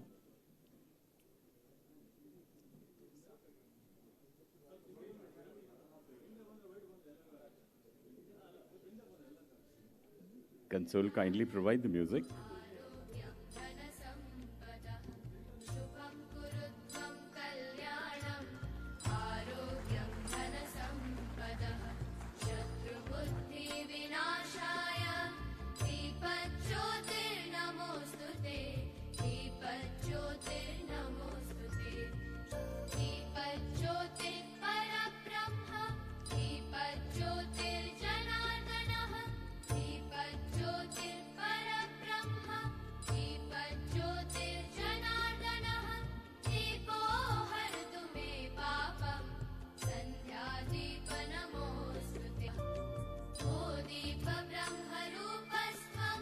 Thank you, ma'am.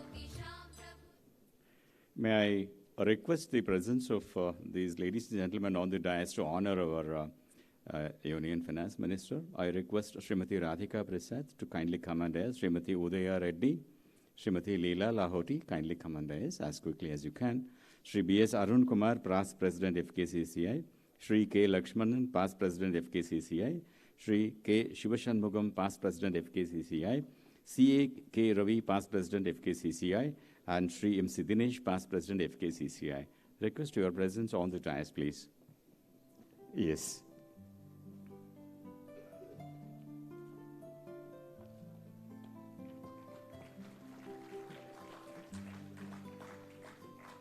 Applause can still get louder. Thank you.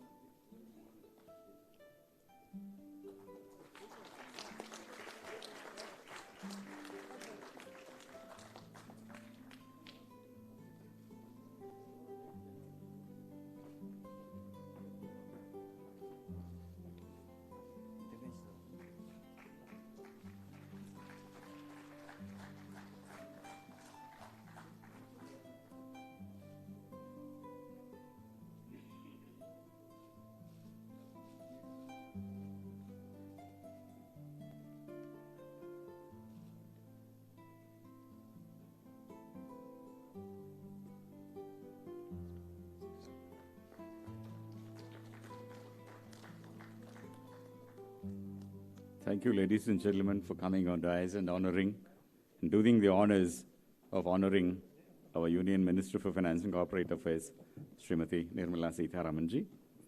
Request ma'am to release snippets of Fkcci's last 1 year's working and achievements, ma'am.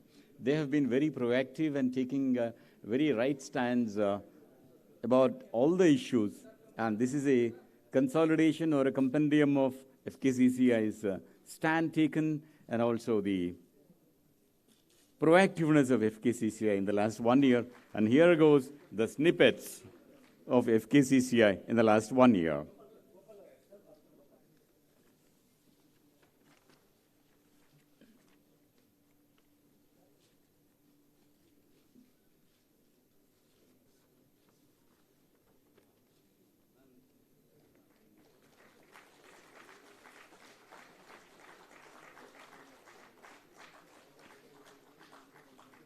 Thank you so much. May I request, ma'am, for your kind address, please?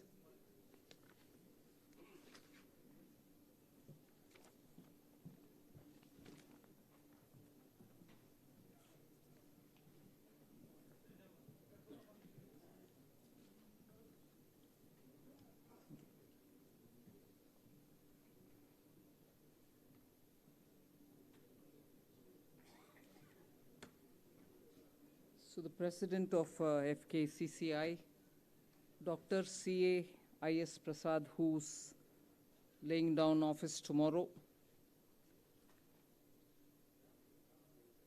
Shri M. Lokraji, who's the Secretary General, B.V. Gopal Reddy, President-elect, Ramesh Chandra Lohauti, Senior Vice President-elect, and also Perikal M. Sundarji, Dr. Perikal, immediate past president, and also the distinguished audience before me, the learned professionals representing Karnataka.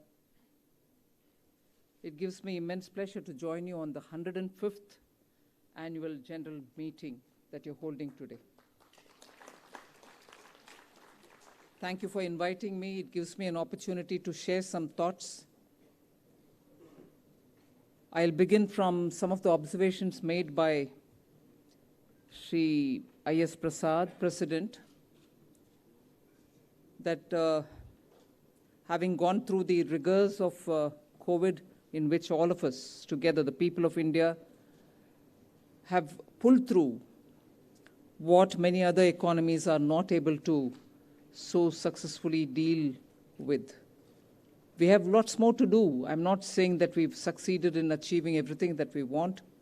We have come out, Of course, there have been families, individuals, businesses, all of which suffered during this time. The government tried expanding its relief and help and assistance through banks and through various other sources for the poor and the needy, as much as for the small businesses, so that they are not going to get completely under the weather because of COVID and the lockdown. Thanks to the diligent work of the banking sector, the staff and the officers of the banks, staff and the officers of the various departments, and more importantly also the staff and the frontline workers of the health and medical services, India went through this whole pandemic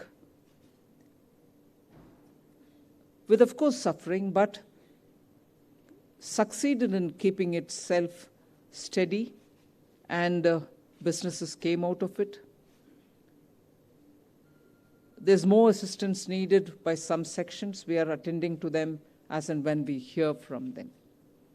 But what is more important is for us to understand that where even developed world has suffered, countries belonging to the developed world even today are struggling on very many parameters, whether it is inflation management, whether it is giving access to vaccination to all those people who need it, whether it is reaching out to the poorest of poor.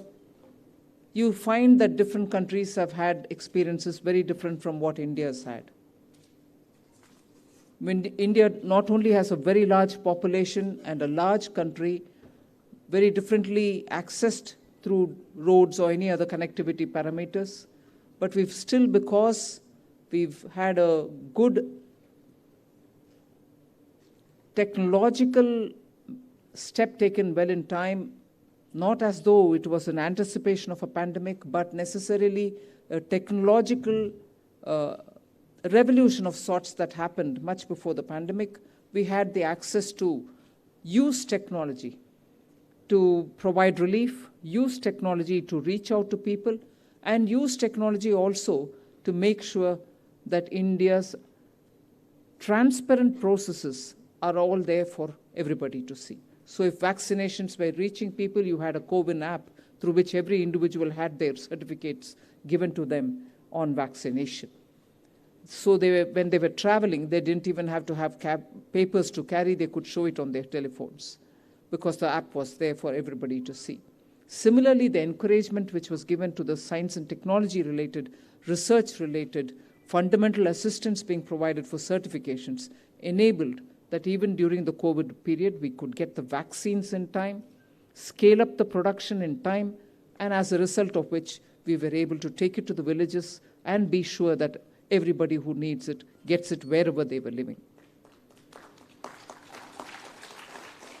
So for a country which is described as an emerging market, for a country which still is referred to as a developing economy, the achievements of India through the vaccination, through the relief which was provided for the people, through the way we have reached out to all the small and medium businesses, stand out in comparison to the rest of the world because targeted reaching out of help, targeted relief provision, targeted fiscal remedies have all paid off in such a way because it is now noticeable by everybody. And it's also showing on the Indian people's own confidence levels. And that is why today, when people say that you are the fastest growing economy, we are also now very enthused to make sure that we are able to provide for the next few years also.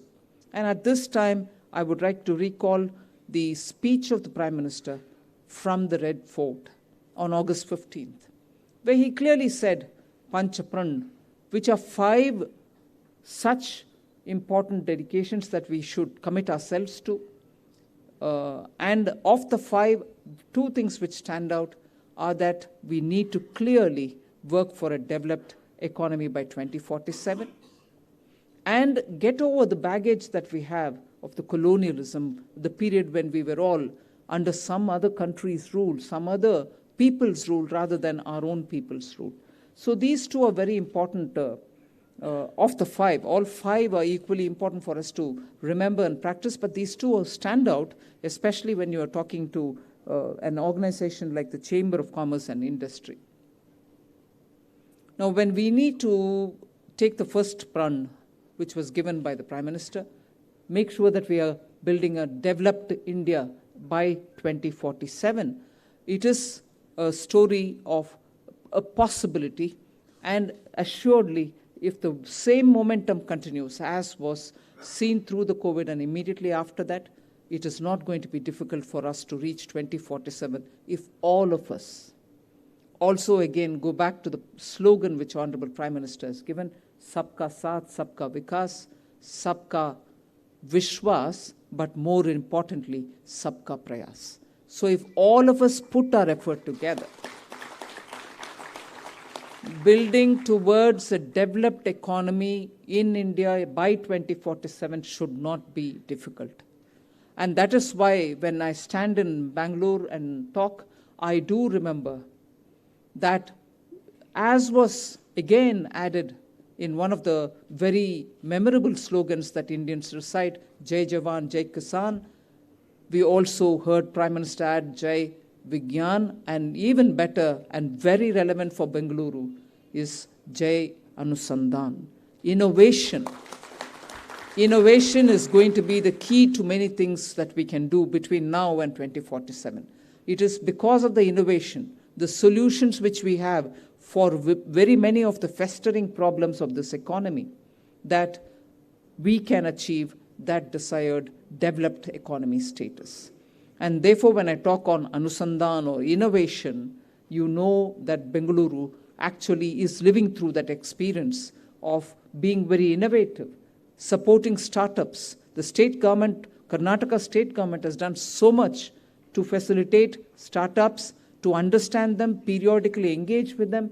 And because they periodically engage with them, they are able to get inputs in time and come up with policies which are going to facilitate. I indeed commend and appreciate Government of Karnataka for being very proactive on this, and also those in the startup field, the advisors, the mentors, the startups themselves, on constantly engaging with the government. And as a result, you find a vibrant environment here. And that's what is going to help that Anusandhan to take India towards a 2047 which will be developed. Whilst I talk this, I refer to the speech made before me of thinking beyond Bengaluru, which is a very good step, and I would like to just draw your attention for a small effort I had made even in 2016-17. Many of the startups in coastal Karnataka were really finding it difficult to come to Bengaluru and set up shop and also to do their startups work here. And therefore, the first thing I could think of as a member of parliament from here was to give a co-workspace or work share space, which was created in the heart of Bengaluru city. The kind of facility which was provided, I didn't expect at that time this was going to be some thing which is going to be, at least in the short term, futuristic. And that has paid off, because in Bengaluru I find that particular co-share, co-work, I always get this mixed up, work share or co-workspace, very popular among youth. And it is almost at about 80 to 85% occupancy. And people are really seeing the meanings of such an exercise. Even better, along with Niti Aayog, I had taken the Atal Innovation Mission from Uttara Kannada down till Mangaluru to make sure schools which are present there, all of them will get their tinkering labs. And some of the members of the team which worked very intensely are with me even today, some of whom have come with me today. They went over to the schools to train them to get to apply and also stand ready to answer questions and therefore be eligible to become an Atal Tinkering Lab Center in the school. That was the first stage. And the second stage was to get a slightly second level of innovation hubs. Even that was formed in 2 of the universities. Probably one did not follow it further, but the other one is still actively engaged in building it. And third, of course, we are very sure that institutions like Indian Institute of Sciences and others in Bengaluru will perform the top innovation hub and center of excellence for encouraging and mentoring startups. You already have the ecosystem here. You already have this ecosystem not just for engineering and software related innovations. Biomedical is also a very big deal here. And because of these, the medical equipment manufacturing area, so everything linking backwards and sidewards are all getting connected, and that is getting well established in Karnataka. Again, proactive approach of the Karnataka government has helped in building this ecosystem and drawing the schemes and their benefits which are being provided by the Government of India. I would suggest that greater emphasis and the coherence with which Government of Karnataka and the stakeholders which is happening here should also get reflected in the way you approach Government of India, so that there is a lot of synchrony in the policy that will benefit people here. And for the next 25 years, Honorable Prime Minister has set the Amrit Kal and its agenda. It is for us to pick up on each one of them. In fact, the emphasis which is being given for digitalization, further digitalization, whether it is into medical services, whether it is into education, whether it is inclusive of SaaS, that is software as a service, there is immense potential for us to take it up further. Optical fibers are reaching our panchayats. They will reach not just the panchayat, but also the common service center where people go to service their own requirements. And these centers will also be passport kendras. These centers will also service post offices. And they are going to be now the nerve center in many of the panchayats. So we need to make sure that the skills of our youth in those areas, not everybody needs to come to Bengaluru. Now the way in which optical fiber is spreading and the way in which work from home is happening and the way in which we are able to build on SaaS, software as a service. People wherever they are, and I'm speaking strictly of Karnataka now, but it may be true of the rest of the country as well, but people wherever they are can make sure that they are part of the production and productivity chains which are spread throughout the country and find themselves very productively engaged. So they are going to be job creators, they are going to have their innovations pay off, and they are also going to create an economy which has several centers, all of them linking like chains into a wheel, and create a greater ecosystem for larger economic recovery and move forward to be a developed economy.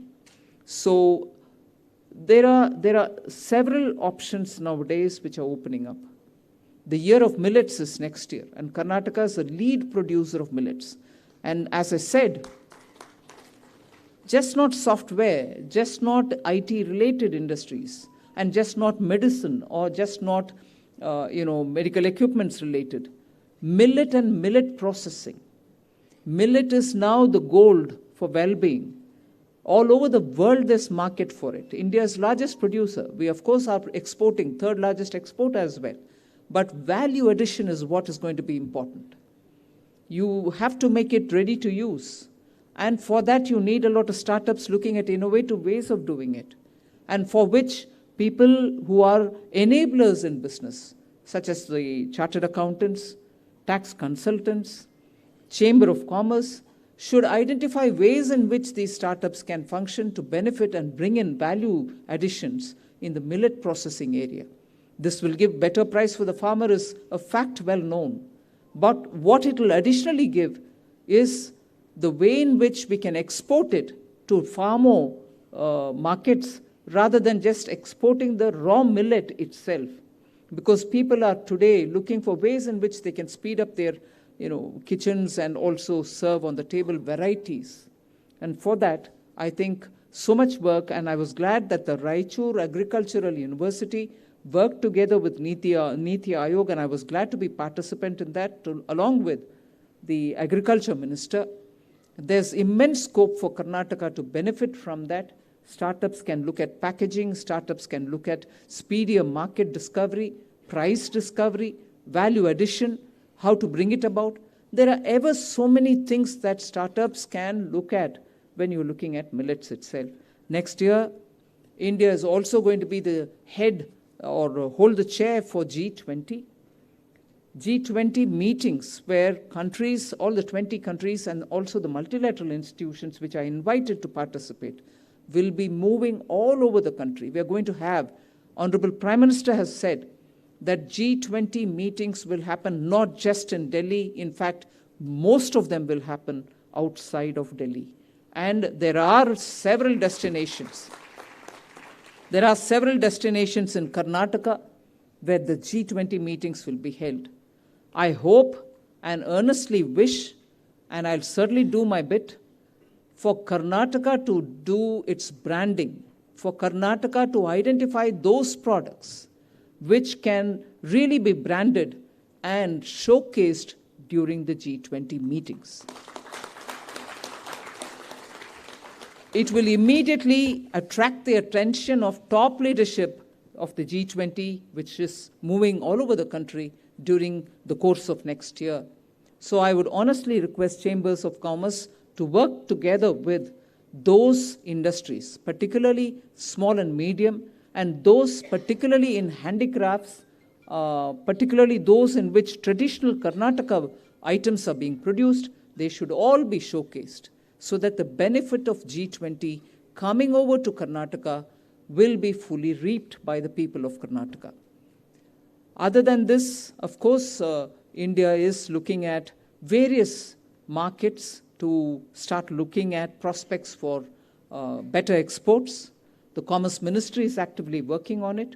I would request the Chambers of Commerce to engage actively with the Commerce Ministry to understand the trade policy which is getting finalized, and also see where your inputs will be valuable for the various different FTAs which are in the pipeline, free trade agreements.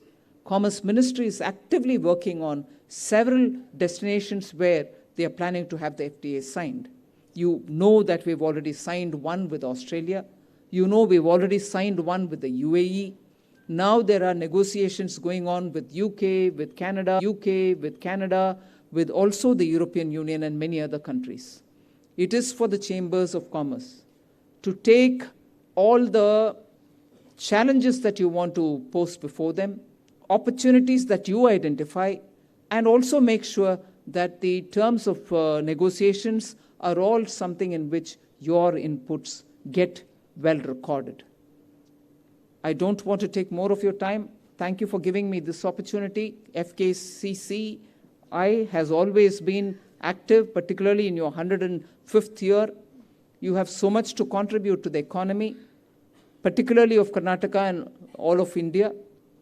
I request every member of Fkcci to actively engage with the state government and also with the central government so that the concerns of industry, through people like you who are actually the leaders in your respective areas, reaches policymakers and in time. So thank you very much for this opportunity. I wish the Federation of Karnataka Chamber of Commerce and Industry all the very best and many more centuries to go. Thank you very much.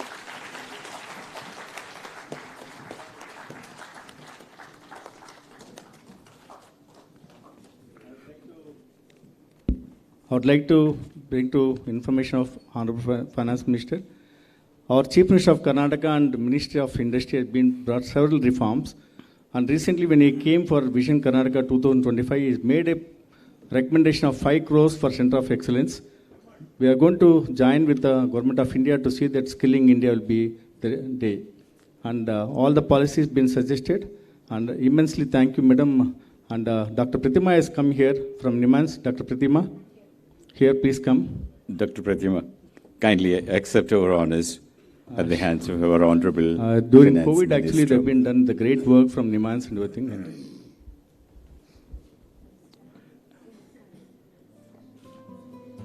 I invite Dr. Sanjeev Kumar Gupta, CEO, KEDM.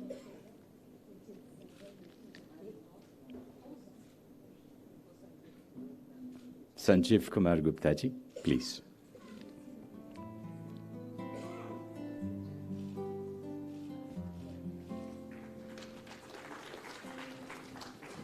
Ma'am, Mr. Sanjeev Kumar Gupta is CEO of the Karnataka Digital Economy Mission, KEDM. KEDM is the initiative of Government of Karnataka. He is on a mission that Karnataka provides the largest share of USD 3,300 billion to Honorable Prime Minister's vision of USD 1 trillion digital economy.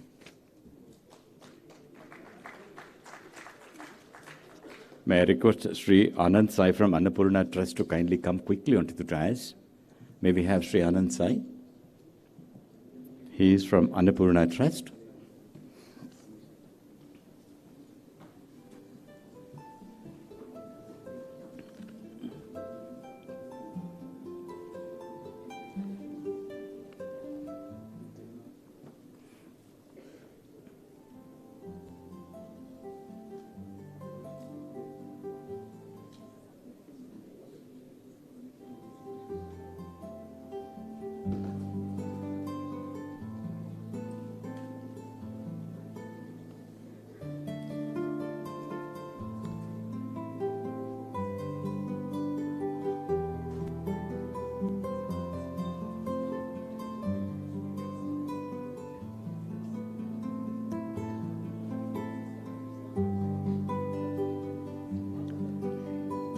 Thank you, ma'am.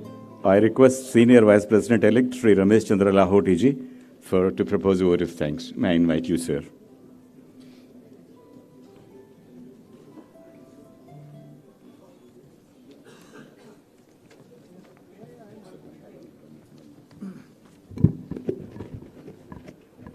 Good afternoon.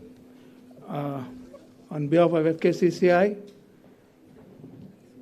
and past presidents, my office president, Dr. C.I.S. Prasad, President-elect Gopal Reddy ji, Perikal Sundar, and today with all the past president, managing committee members and Fkcci fraternity, I thank immensely because of getting and gracing the occasion of the 105th AGM, our Union Finance Minister, Srimati Nirmala Sitaram ji, has graced this occasion, and being from Karnataka, member of Rajya Sabha, she has come all the way. We thank you on behalf of the Fkcci.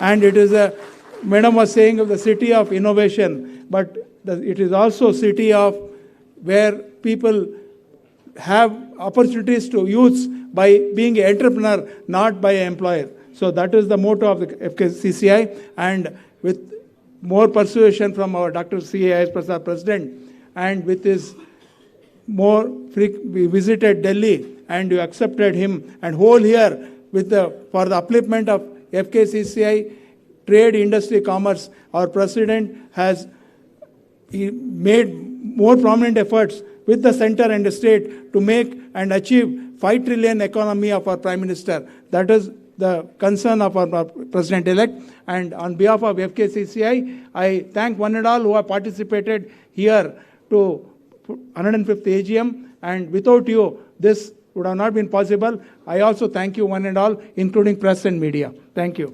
And for the photographs, they are requesting you, please be seated. So they are calling one by one. Please be seated. Past presidents, I request past presidents to please make way for the past president first. Request the past presidents to kindly come and dais for this photograph. And immediately after this, I request the MC members to be kindly ready to come on the dais for the photograph. But right now, it is the past presidents on the dais with the photograph with the Honorable Finance Minister, Srimati Nirmala Sitharaman ji.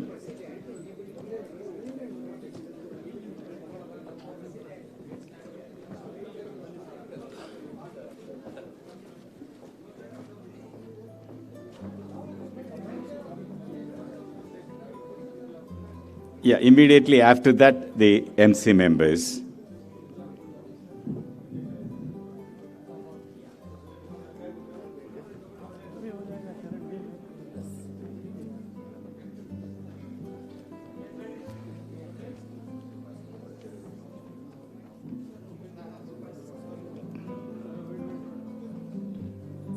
do our clicker friends say okay for the past presidents to move on? May we have the MC members, please? Madam, just one more photograph and that's it. We will not bother you further. Just the MC members there on the dais, please, quickly, please.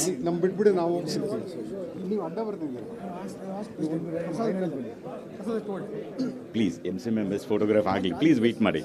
MC members quickly on the dais, please. Ma'am is about to leave. Kindly, let's not hold you back for too long. MC members, please, for this photograph.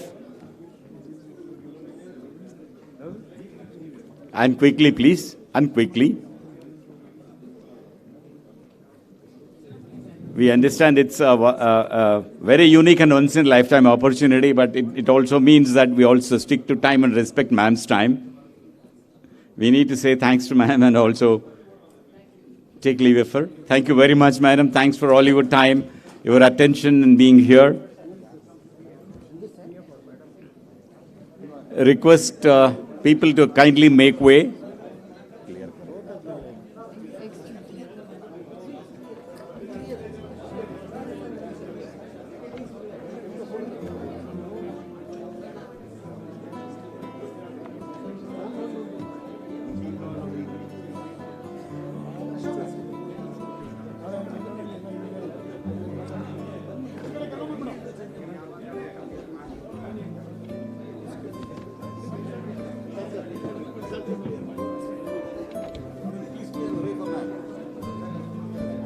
No, please, please. Please clear the way. Please clear the way for ma'am. Hello, please clear the way for ma'am. Please clear the way for ma'am.